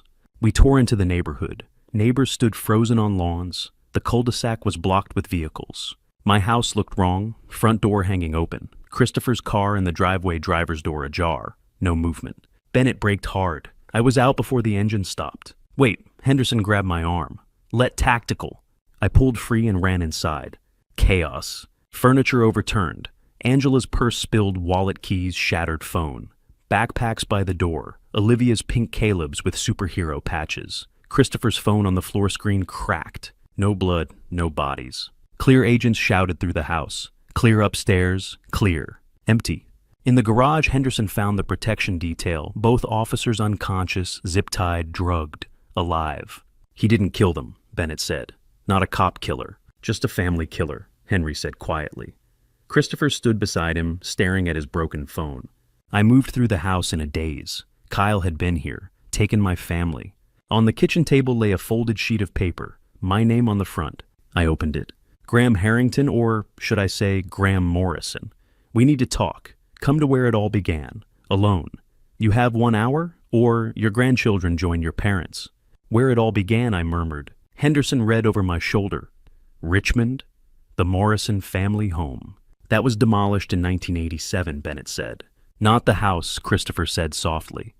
Where his father's operation began. The Brennan estate. I checked the time. 8:40 a.m. 1 hour, 90 miles to Richmond. Kyle had Olivia, Caleb, Christopher, Henry, and Angela. I had no choice. We're not letting you walk into this alone, Henderson said. He said alone, I protested. And if you don't, he kills them, Bennett said. But he didn't say we can't follow at distance. Didn't say we can't set sniper teams or a full tactical perimeter. Christopher gripped my shoulders. Dad, you're not doing this by yourself. Your kids need you alive, Henry added. Mom died protecting you. Don't waste that. I looked at the note, at the threat against my grandchildren. 40 years ago, I hid in a basement while my parents burned. Not this time. Then let's go, I said, but I face him first. Henderson nodded. Agreed. 55 minutes to move. We ran for the vehicles. The race wasn't over. It was just beginning. Where it all began. The phrase burned as agents dug through old files and databases. The Morrison house was gone, so was the treehouse. None of it fit. He's not being symbolic, Bennett said. He means the literal epicenter of the Brennan operation. Christopher scanned Virginia's files. Here, William Brennan's primary residence. Marked Original Headquarters, 1975-1997. Bennett pulled records. 1847, Brennan Estate Road. Seized in 97, auctioned in 2001, abandoned by 2005. Current status, Henderson asked. Condemned. But she froze. Monthly payments since 2006. Estate maintenance services. Trace it, Christopher said. Bennett went pale. Shell company. Owner K. Porter Insurance Solutions. Silence. He's maintained it for 18 years, Henderson said. This was always the endgame. The satellite image filled the screen, a decaying mansion, overgrown grounds, dense woods. Isolated, defensible. Distance from Asheville, I asked. 374 miles, Bennett said. 5.5 hours normal, but he gave 1 hour, Henry said. He lied, Christopher realized, to force panic, to make mistakes. Natalie, wrapped in a thermal blanket, spoke hoarsely. He once told me every good plan ends where it began. Full circle. I understood then. Kyle intended to kill me at the Brennan estate, where his father had ordered my family's murder 40 years ago. We leave now, Bennett said, already coordinating. Full convoy, highway clearance, under 4 hours. I stood my sons beside me. He wants me late, I said. So he has justification. He doesn't know we found him. Henderson checked his weapon. Then we have one advantage. Surprise. Outside the convoy, assembled engines running, lights flashing. Somewhere in that ruined mansion, Kyle was waiting. And we were coming. My phone rang an unknown number. Agent Bennett raised her hand sharply. Answer it. We're tracing. I put it on speaker. The room went silent. Hello, Graham, Kyle said smoothly. Or do you prefer Morrison? My jaw tightened. Where are my grandchildren? Safe, for now. I heard movement on the line. Olivia's brave didn't cry much. Caleb's more sensitive. Keeps asking for his mother. I swear to God, you'll what Kyle cut in. You don't get to threaten me. I hold every card. Christopher and Henry are alive too, by the way. Check your basement. Henderson was already on the radio. Seconds later, he nodded grimly. Both my sons had been found zip-tied in the wine cellar, drugged but unharmed. Kyle continued calmly. Here's how this works. You come to me, alone, no federal escort, no wires, no tracking. Then I tell you the truth about your parents' deaths, and you make a choice. What choice? Your life for theirs, he said without hesitation. You die quietly, tragic suicide, overwhelmed by grief, and I release the children. Your sons raise them. Everyone lives. A pause. Or you refuse and I kill Olivia and Caleb right now. Then I disappear with Virginia's money. My vision blurred with rage. Why? Because your family destroyed mine, Kyle said coldly. Your father stole from mine first. Thomas Morrison tried to blackmail William Brennan over a land deal. My father defended what was his. True or manipulation, I couldn't tell. Thomas Morrison wasn't a hero, Kyle continued. He was greedy. But you testified. You sent Marcus Webb to prison. You destroyed my family. I was 19 when federal agents tore our home apart. I watched my father die in court because of you. I've waited 40 years for this. I forced my voice steady. If I come, you swear the children go free. You have my word. I don't kill children. A beat. But I will if you force me. Bennett slid a note across the table. Stall him. I ignored it. What guarantee do I have? None, Kyle replied lightly. That's faith. But if I wanted them dead, they'd already be gone. I want you, Graham Morrison, the boy who hid in the basement. I want you to understand what you took from me. How do I know you really have them? There was shuffling then, a terrified voice. Grandpa! Olivia, I whispered, my chest breaking. Kyle returned. Satisfied 2 hours. Brennan estate. Come alone or they die. The call ended. Bennett turned to her team. Trace. Burner phone. 1 tower hit Henrico County, within 3 miles of Brennan estate. He's there, Henderson said, with the hostages. I stared at the phone, Kyle's words echoing. Your father stole from mine first. Absolutely not, Henderson said firmly. That's suicide. He'll kill you and the children. We can deploy HRT, Bennett added. Give us time surveillance negotiation. No. My voice was quiet but immovable. He's watching. If he sees federal movement, those children die. Christopher and Henry were brought upstairs, still unsteady from sedatives. Christopher stepped forward. Then we go with you. No, I met his eyes. Your father's. If I don't come back, Olivia and Caleb need you. This isn't negotiable, I said gently. 20 minutes of heated argument followed. Finally, a compromise. I would go to Brennan estate alone within the 2-hour window. Federal teams would establish a perimeter 2 miles out, using long-range surveillance and thermal imaging. We can't get closer without alerting him. Bennett explained, pointing to a wooded ridge on the map. "But we'll see everything from here." The tech team moved fast. Eyeglasses with a micro camera, a dental implant audio transmitter installed in a rushed field procedure that left my jaw aching. "If you say the word Morrison, we breach," Henderson said. "If your heart rate flatlines, we breach. If we lose signal for 60 seconds, we breach." Bennett pulled up Kyle's profile. "He's a narcissist. He wants an audience. He'll talk. Let him. Find out where the children are. And if he shoots me on sight," I asked. "He won't," Dr. Clark said calmly. "He's waited 40 years. He needs you to understand him. That's his weakness." Christopher grabbed my arm. "Dad, there has to be another way." "There isn't." I held his gaze. "This started with my family. It ends with me." Henry's voice cracked. "We just found you. We can't lose you now." I pulled them into an embrace. "I'm coming back. But if I don't tell Natalie I love her, tell Olivia and Caleb their grandfather died protecting them, like their grandmother did." Natalie sobbed quietly from the couch. Bennett checked the time. 15 minutes. I looked one last time at the satellite image of Brennan Estate, the decaying mansion isolated and waiting. Somewhere inside, a man who had planned revenge for 40 years was ready. I touched the eyeglass frame, feeling the hidden camera. "Let's finish this." The GPS died 2 miles out expected. I relied on memory and Virginia State Police directions from an hour ago. They'd dropped back at the county line as promised. At 1:35 p.m., after 4 hours of driving, I turned onto a narrow access road choked with overgrown brush. The rental car FBI provided untraceable bumped over cracked asphalt. Then I saw it. Brennan Estate rose from the wilderness like a monument to decay. 3-story colonial architecture, once grand, now rotting. Massive white columns flanked a sagging portico. Windows gaped like empty eye sockets, some broken, others intact, but filthy. The circular driveway centered on a shattered fountain, weeds erupting through marble. My hidden camera transmitted everything to the command vehicle 2 miles away. Christopher, Henry, and Natalie watched the screens with Henderson and Bennett holding their breath. I parked, killed the engine. Silence pressed down. No birds, no wind, just the oppressive stillness of abandonment. I stepped out.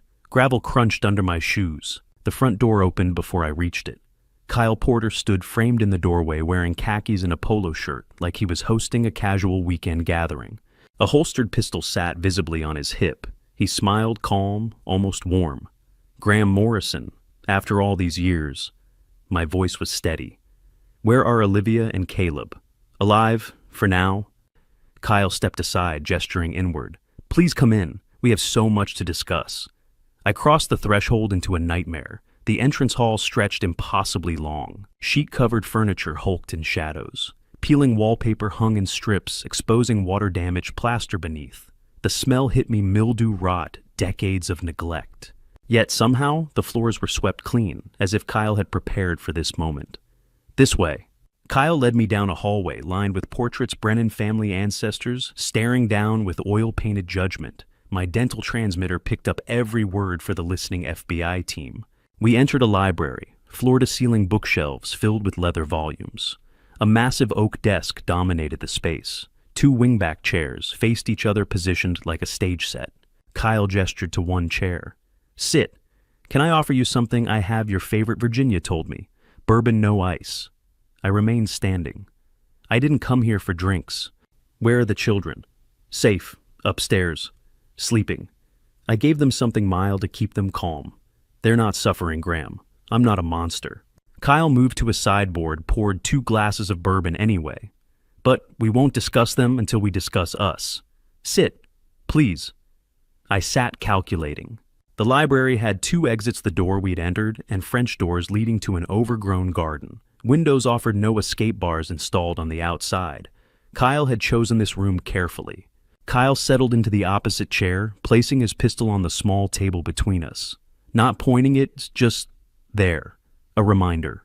Comfortable. Kyle took a sip of bourbon, studying me like a specimen. This was my father's favorite room. He did business here, made decisions, gave orders.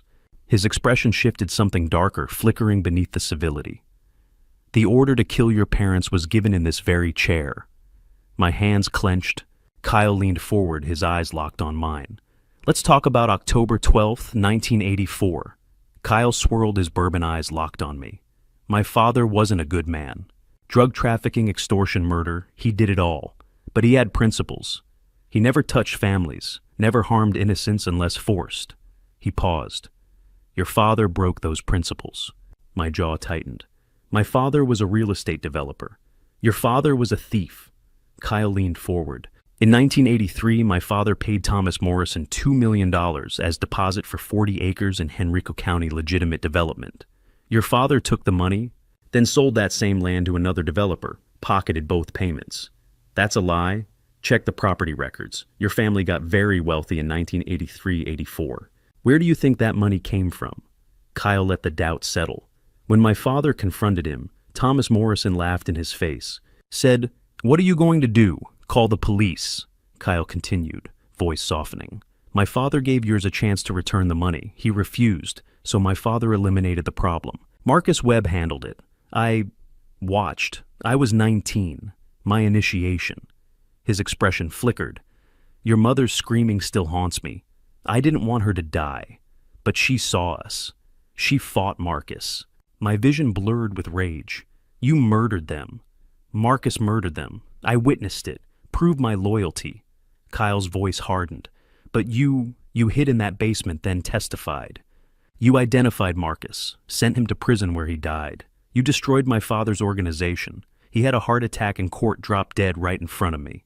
I was 24 watching my father die because you couldn't keep your mouth shut. He was a criminal. He was my father. Kyle slammed his glass down. You took him from me, just like I took yours from you. That's justice. Eye for an eye. Justice! My laugh was bitter. You murdered innocent people. Were they innocent? Kyle's composure returned. Your mother helped your father launder the stolen money. She knew where it came from. New cars, private schools, that vacation home in Virginia Beach. That's not... Virginia didn't think they were innocent. Kyle dropped the bombshell. She investigated your parents' finances before marrying you. Found tax evasion, fraudulent deals, offshore money laundering. He smiled. Want to know what Virginia discovered? My world tilted. Kyle walked to the French doors. Virginia spent 2 years digging into your past before approaching you. She knew who you were. She knew what your parents had done. And she married you anyway, not out of love, Graham, out of guilt. You're lying. She was the FBI analyst on your Whitsett case. She saw everything, including evidence her superiors buried, because it made the Morrison family look bad. Can't have your star witness's parents be criminals too. My hands trembled. Even if anything you're saying is true, and I don't believe it, that doesn't justify burning them alive. My mother was innocent. Kyle's smile turned cruel. Was she really? Virginia didn't think so. He paused. Do you want to know what Virginia discovered about your mother, Graham? The real reason she died?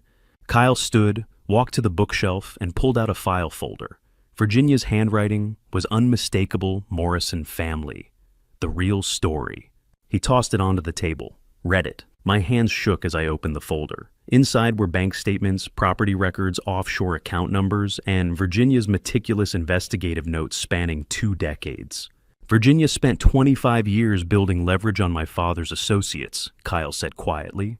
But she also investigated your parents. Want to know what she found? I couldn't speak. Your mother, Eleanor Morrison, knew about the land deal, he continued. She managed the company finances. She knew Thomas stole Brennan's money, and she helped hide it. Cayman Islands, Switzerland. Virginia found the accounts in 2019, still active. $1.8 million. No, I whispered. She wasn't innocent, Graham. She was complicit. Kyle's voice was calm, almost gentle. That's why she fought Marcus so hard the night she died. She wasn't protecting her life. She was protecting the account numbers hidden in her desk. I flipped through the pages. Photocopies of Eleanor's signature. Offshore transfers dated 1983 and 1984. Virginia's handwritten notes confirmed. Eleanor knew. Thomas didn't act alone. Why didn't Virginia tell me? My voice broke. Because she loved you, Kyle said, sitting back down. She wanted you to remember your parents as martyrs, heroes, but they were criminals. Graham like my father, like me, like what Virginia became. The room seemed to tilt. Everything I believed, my parents' innocence, my testimony, even Virginia's moral clarity collapsed. The difference, Kyle continued, is that I'm honest about who I am. I never pretended to be clean. I looked up. What do you want from me? I want you to understand. His gaze hardened. My father killed your parents because they betrayed him. You destroyed my father with your testimony. Virginia built an empire by blackmailing everyone connected to both our families. And now, here we are, two men ruined by the same greed. The children, I said quietly, they're innocent. Are they? Kyle tilted his head. They'll grow up and learn the truth, that their great-grandparents were thieves, that their grandmother was a criminal.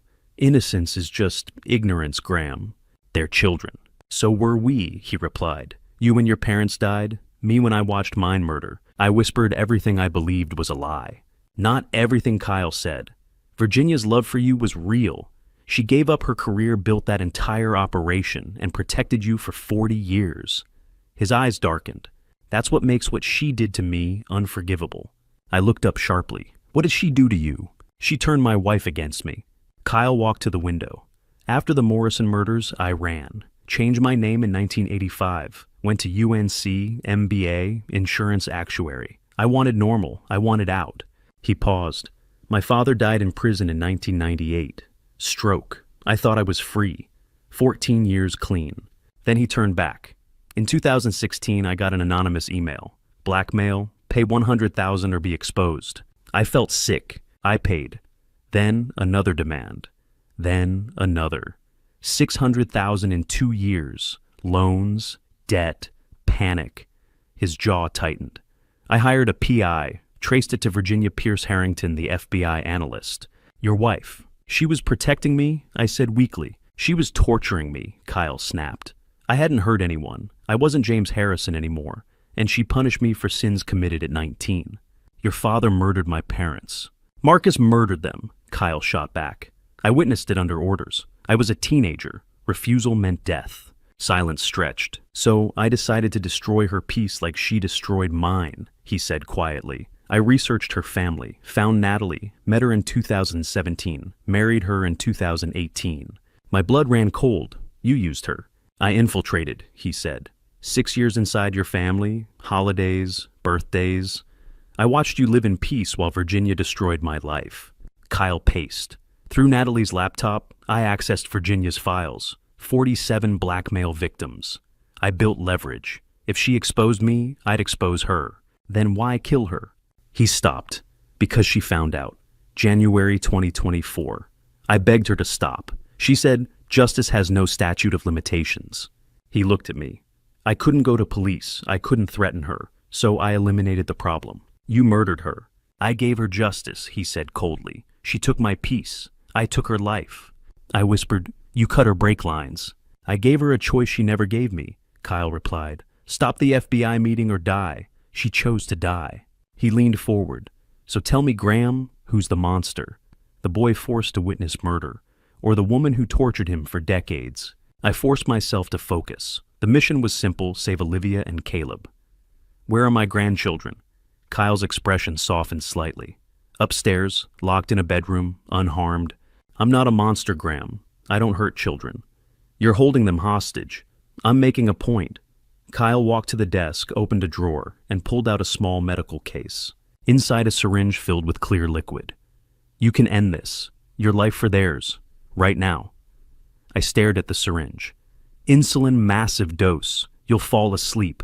Heart stops in 3 minutes. Painless. Medical examiner will rule it. Suicide grief over Virginia's death perfectly plausible. The children go free. Your sons inherit Virginia's remaining money. Everyone moves on.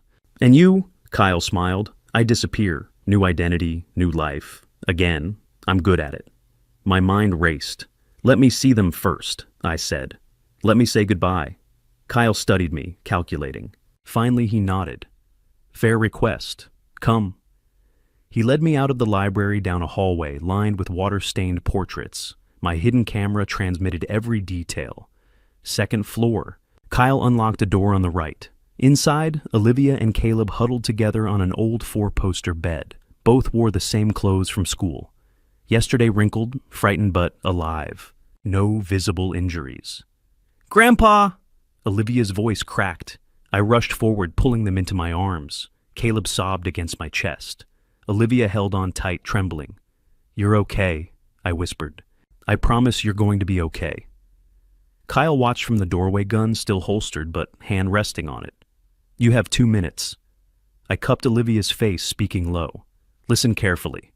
When I say the word Morrison, not before exactly, when I say it, you run. Both of you.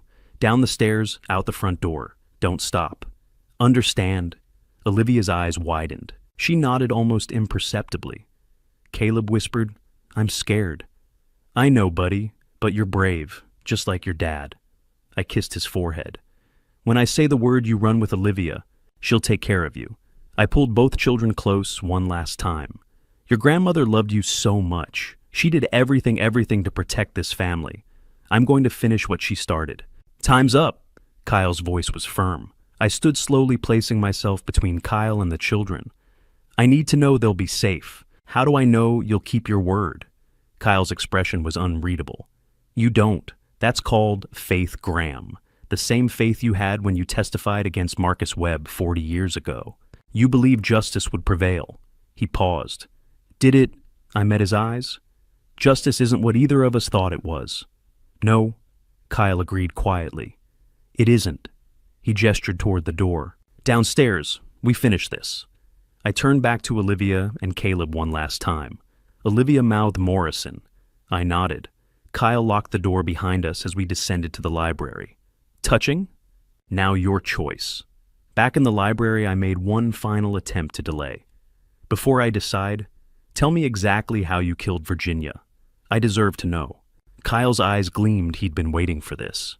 She called me March 19th, said she had proof of my identity, demanded a meeting. I agreed. Blue Ridge Parkway, overlook March 20th, 6 p.m. My fists clenched. I arrived early, 4 p.m., crawled under her car, professional job, nearly invisible. Cut the brake lines 3/4 through. They'd hold for normal driving, but fail under pressure. Kyle's tone was clinical. At the meeting, I told her everything. Who I was, why I married Natalie, how much I hated her. She recorded you, I said quietly. Smart woman. Kyle nodded appreciatively. But she didn't know I'd already sabotaged her car. She drove away thinking she'd won, thinking she'd expose me to the FBI the next day. My jaw tightened. She crashed 2 miles out. Sharp turns, steep grade brakes failed completely. Car went over the embankment, rolled 3 times. She died instantly. Kyle's voice held no remorse. Clean, professional. The recording device in her purse survived because it ejected during impact. That's the tape you found? You knew about the tape. I assumed she had insurance, didn't care. By the time police found the recording, I'd be gone. Kyle's expression darkened. Except, Natalie found it first. She heard it. She knew, and she ran. With the money. With my money! Kyle's voice turned sharp. Virginia stole $7.3 million from my father's associates over 25 years. That fortune was built on my suffering, the $600,000 she extorted from me, the leverage she held. Natalie took $4.7 million. She owes me. She owes you nothing. You killed her mother. Her mother destroyed my life first. Kyle leaned forward. Virginia hunted me for 40 years, blackmailed me, tortured me. She chose to die rather than leave me alone. So I gave her what she wanted, a dramatic ending. My voice was ice. You're insane. I'm consistent. Kyle stood, retrieving the insulin syringe from the desk. Your father stole from mine. My father killed yours. You destroyed my father. Virginia destroyed me. I destroyed Virginia. And now, he held up the syringe. You'll sacrifice yourself to save your grandchildren. The cycle completes. I stared at the syringe. This ends here. No more killing. Agreed. Kyle's smile was cold. After you die. And if I refuse, Kyle walked to the library door, opened it, called upstairs. Olivia, Caleb. Your grandfather says he doesn't love you enough to save you. A child's scream pierced the silence. I lunged forward. Stop!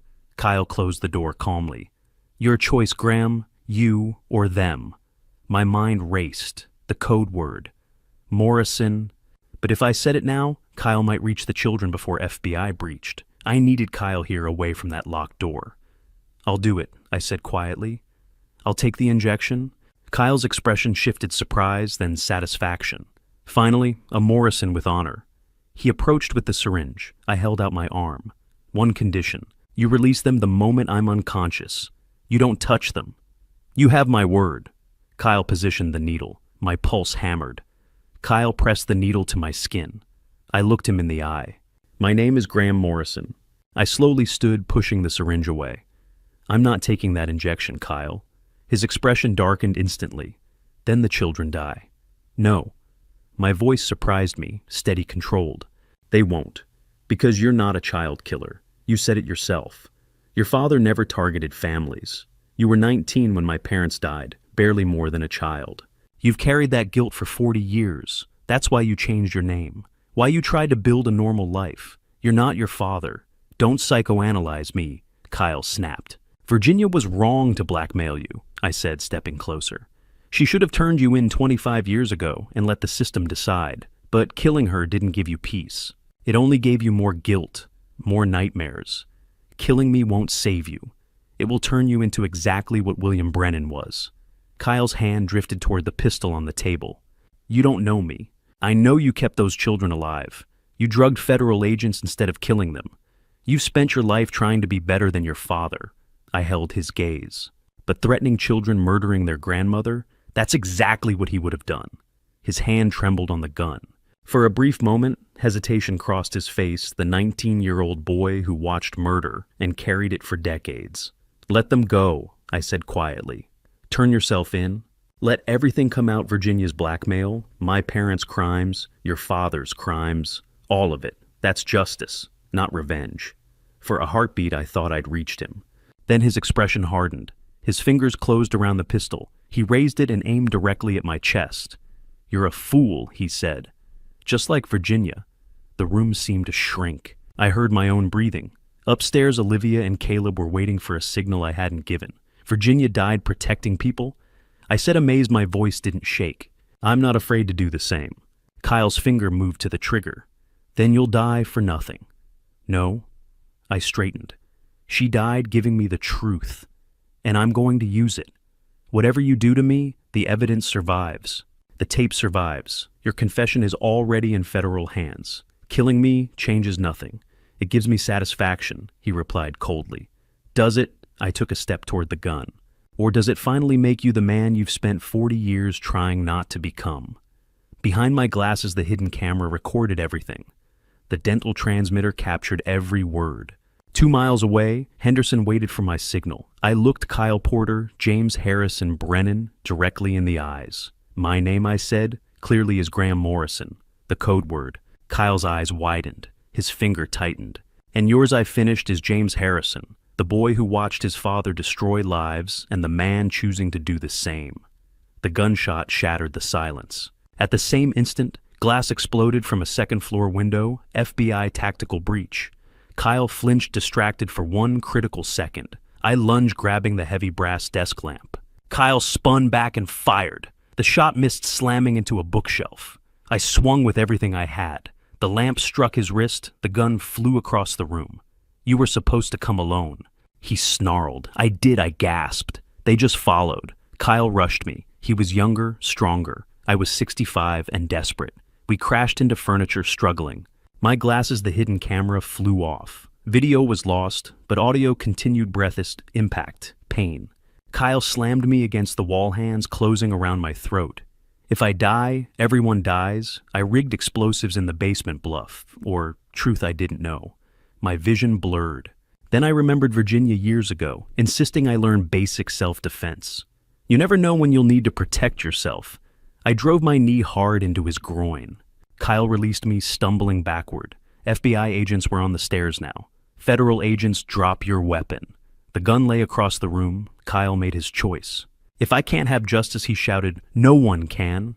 He lunged for the pistol toward the stairs, leading to my grandchildren. I barely had breath to shout, Morrison, the breach code. I was closest. In that instant, I chose. I grabbed the heavy bronze bookend and threw it with everything I had. It struck Kyle's head. He collapsed unconscious. The gun skidded away. The FBI flooded the room, weapons drawn. Kyle was restrained alive. Henderson appeared. Are you okay? I slid down the wall, throat bruised, blood on my lip. Get my grandchildren out, I said. Now. Chaos outside the Brennan estate. FBI agents everywhere, ambulances, Virginia State Police. Kyle Harrison. Brennan, unconscious but alive, head wound bandaged, was loaded into an ambulance under armed guard. Bomb squads swept the house. No explosives found. Kyle had been lying.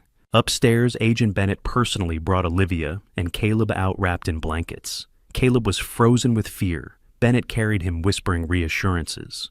I met them outside, dropped to my knees, pulled both children into my arms. "I was so scared, Grandpa," Olivia sobbed. "I know, it's over now. You're safe." Christopher and Henry arrived. They'd followed with the FBI convoy and ran to us. Family reunion tears relief trauma. Paramedics insisted on checking everyone. My throat was severely bruised, minor cuts. Olivia and Caleb had no physical injuries, but were clearly traumatized. Federal agents conducted brief interviews. Kyle had kept them locked in the room, but fed them, gave them water, didn't harm them physically. Natalie arrived by federal helicopter, rushing to embrace me and her brothers, another tearful reunion. Christopher hugged his wife Angela, who'd come with the federal escort. Henry stood slightly apart, processing alone. Henderson approached me as paramedics finished examining my throat. "We need to close this out. There's more to Virginia's story." I nodded, exhausted. "I know." Bennett joined us. "Kyle's cooperating, already asking for a lawyer, already offering testimony against remaining Brennan associates. He knows his only shot at avoiding death penalty is full cooperation." "The children?" I asked hoarsely. "We'll have child psychologists meet with them tonight. Gentle interviews, trauma-informed. They'll need therapy, but they're resilient." Bennett's expression softened. "You saved them, Mr. Morrison. Graham, you saved your family." The name felt strange. Morrison, after 40 years as Harrington. Christopher appeared at my side. "Dad, the doctors want you at the hospital. Your throat—" "I'm fine." "You're not fine." Henry's voice was firm. "You were nearly strangled. You're going to the hospital. We'll all go." I looked at my sons, both of them exhausted, traumatized, but standing strong. Behind them, Olivia held Caleb's hand, both wrapped in blankets beside Natalie. My family. Alive. Safe.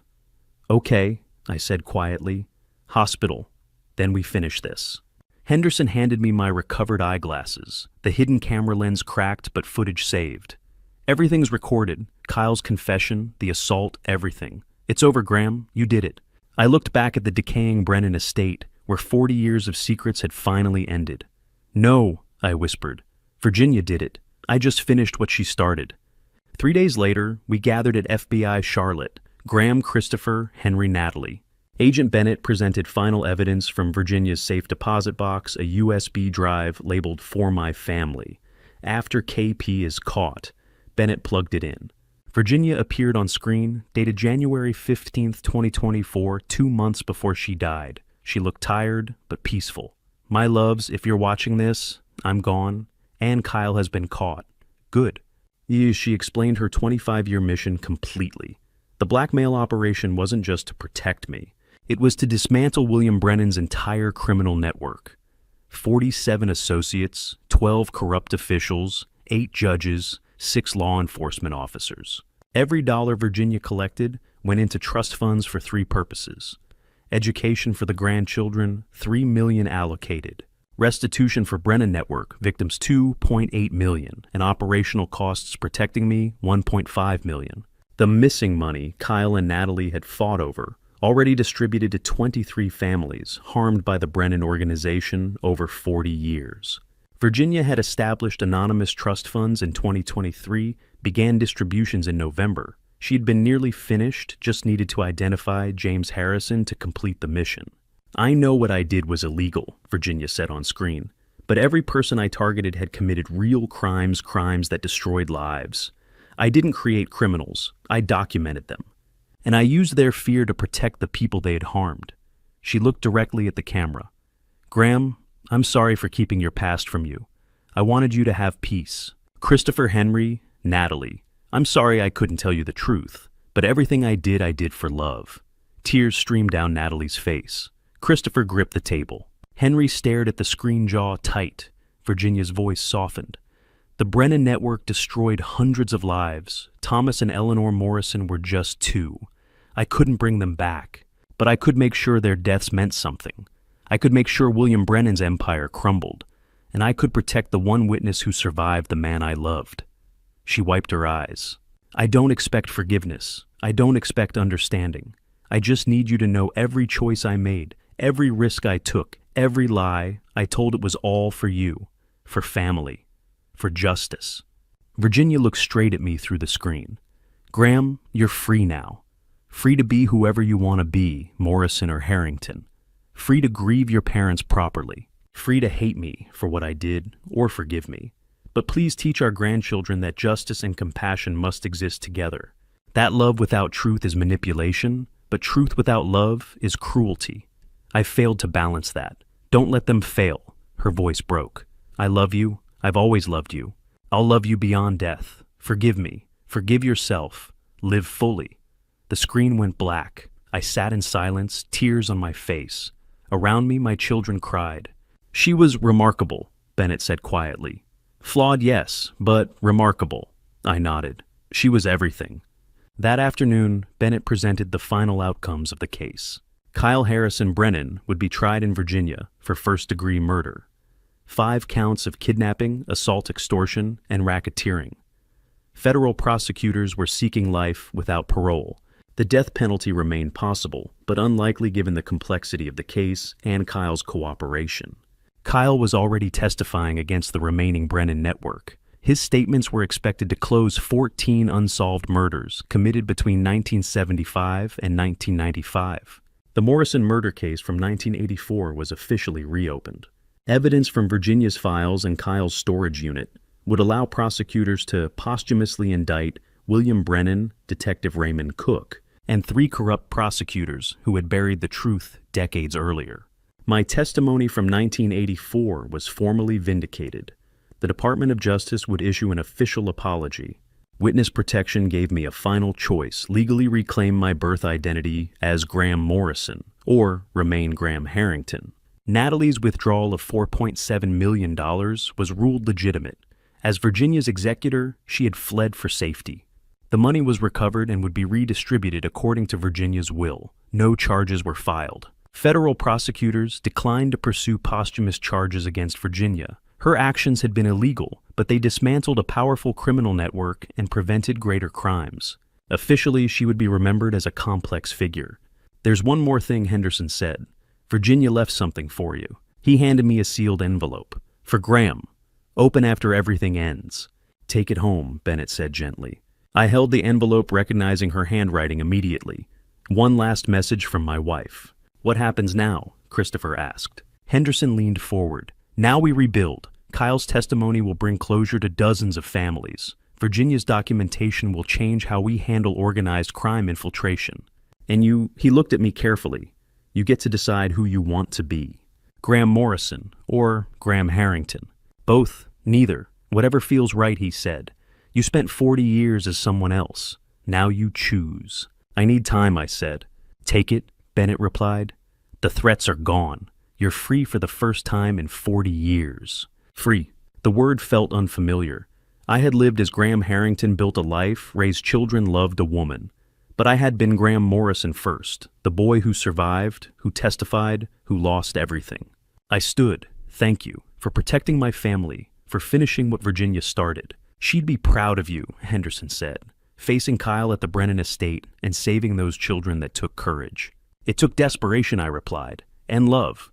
Love and justice, Bennett said quietly. Her gravestone should say that. It will, I promised. That evening alone in the bedroom, Virginia and I had shared for 38 years. I opened her letter. 8 pages, her handwriting, dated February 2024. My darling Graham. If you're reading this, you know everything. She wrote that I now knew who I truly was, Graham Morrison.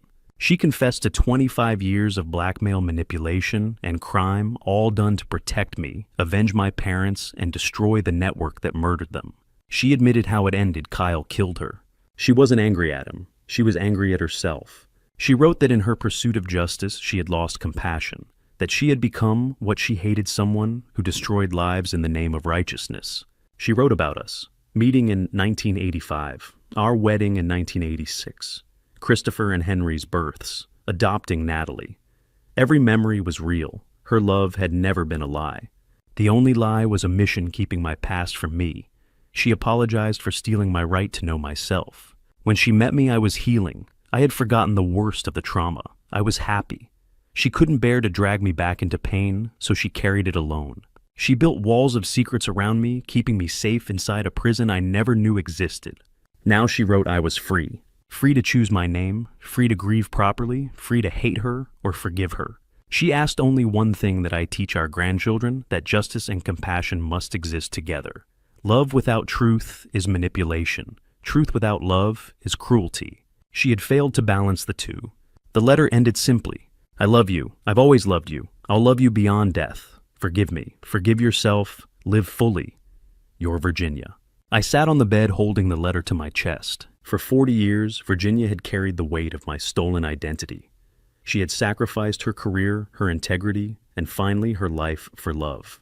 Who was the monster? None of us. All of us. We were people shaped by trauma, chasing justice, making impossible choices in the name of love. I looked at her photograph on the nightstand. I forgive you, I whispered, and I'll finish what you started the right way. 6 weeks after Kyle's arrest, our family gathered at the dining table for the first time since March. Christopher, Angela, Olivia, Caleb, Henry, and Natalie were all there. The empty chair beside me felt heavy. Christopher had insisted. Mom would want us together. Our therapist said rituals mattered. Trauma had to be shared to heal. Angela cooked Virginia's lasagna. Olivia and Caleb sat close. Henry poured wine, his hands steady again. Natalie looked present, fully present for the first time in weeks. I want to say something, I began. We had been through hell. Kyle's crimes, Virginia's secrets, truths we never wanted to know. Virginia had made terrible choices. She lied, she blackmailed people. That was undeniable. She had also loved us fiercely, protected us, died for us. Both were true. Christopher admitted his anger. She could have gone to the FBI. Instead, she played vigilante and paid with her life. But would the system have protected us? Natalie asked quietly. Or buried it again like they did in 1984? We would never know. Henry asked the question he feared most. Did Mom marry Dad out of guilt? No, I said firmly. Guilt may have brought her to me. Love kept her with me. I miss Grandma, Olivia whispered. So do I said. We ate. We shared stories. Healing wasn't neat, but it had begun. Before leaving, Caleb asked Grandpa, "Who are you now?" "I'm both," I answered, "Morrison and Harrington. I need both to be whole." I raised my glass. To Virginia, for truth and lies, justice and mercy, love and sacrifice. To Virginia, they echoed. And surrounded by the family she died to protect, I felt her absence and her presence. We were broken. We were healing. We were home. 1 year to the day after Kyle shot at me in the Brennan Estate Library, I stood at Virginia's grave. The November morning was crisp and clear, the kind of day she'd loved. I placed fresh roses red, her favorite, on the granite headstone. Virginia Pierce Harrington, 1961 to 2024. Beloved wife, mother, grandmother. The fierce love that protects endures forever. We made it through the first year, I told her. It wasn't easy, but I think you'd be proud of us. In my pocket, I carried her final letter, the one from the treehouse lockbox. I'd read it so many times the paper was soft and creased. My dearest Graham, if you're reading this, I'm gone, and you know the truth. I know you're angry. I know you feel betrayed. But please remember, every choice I made, every line I crossed, every secret I kept, it was all for you. Loving you and raising our family has been the greatest privilege of my life. Please forgive me. I forgive you, I whispered. I understand now. The past year had brought seismic changes. Kyle Porter, James Harrison. Brennan pleaded guilty to first-degree murder, kidnapping, and extortion. He received life without parole at Red Onion State Prison. At sentencing, he'd looked directly at me and said, "I'm sorry, not for Virginia, she earned that, but for Olivia and Caleb, for Natalie. I became my father after all." I didn't respond. There was nothing left to say.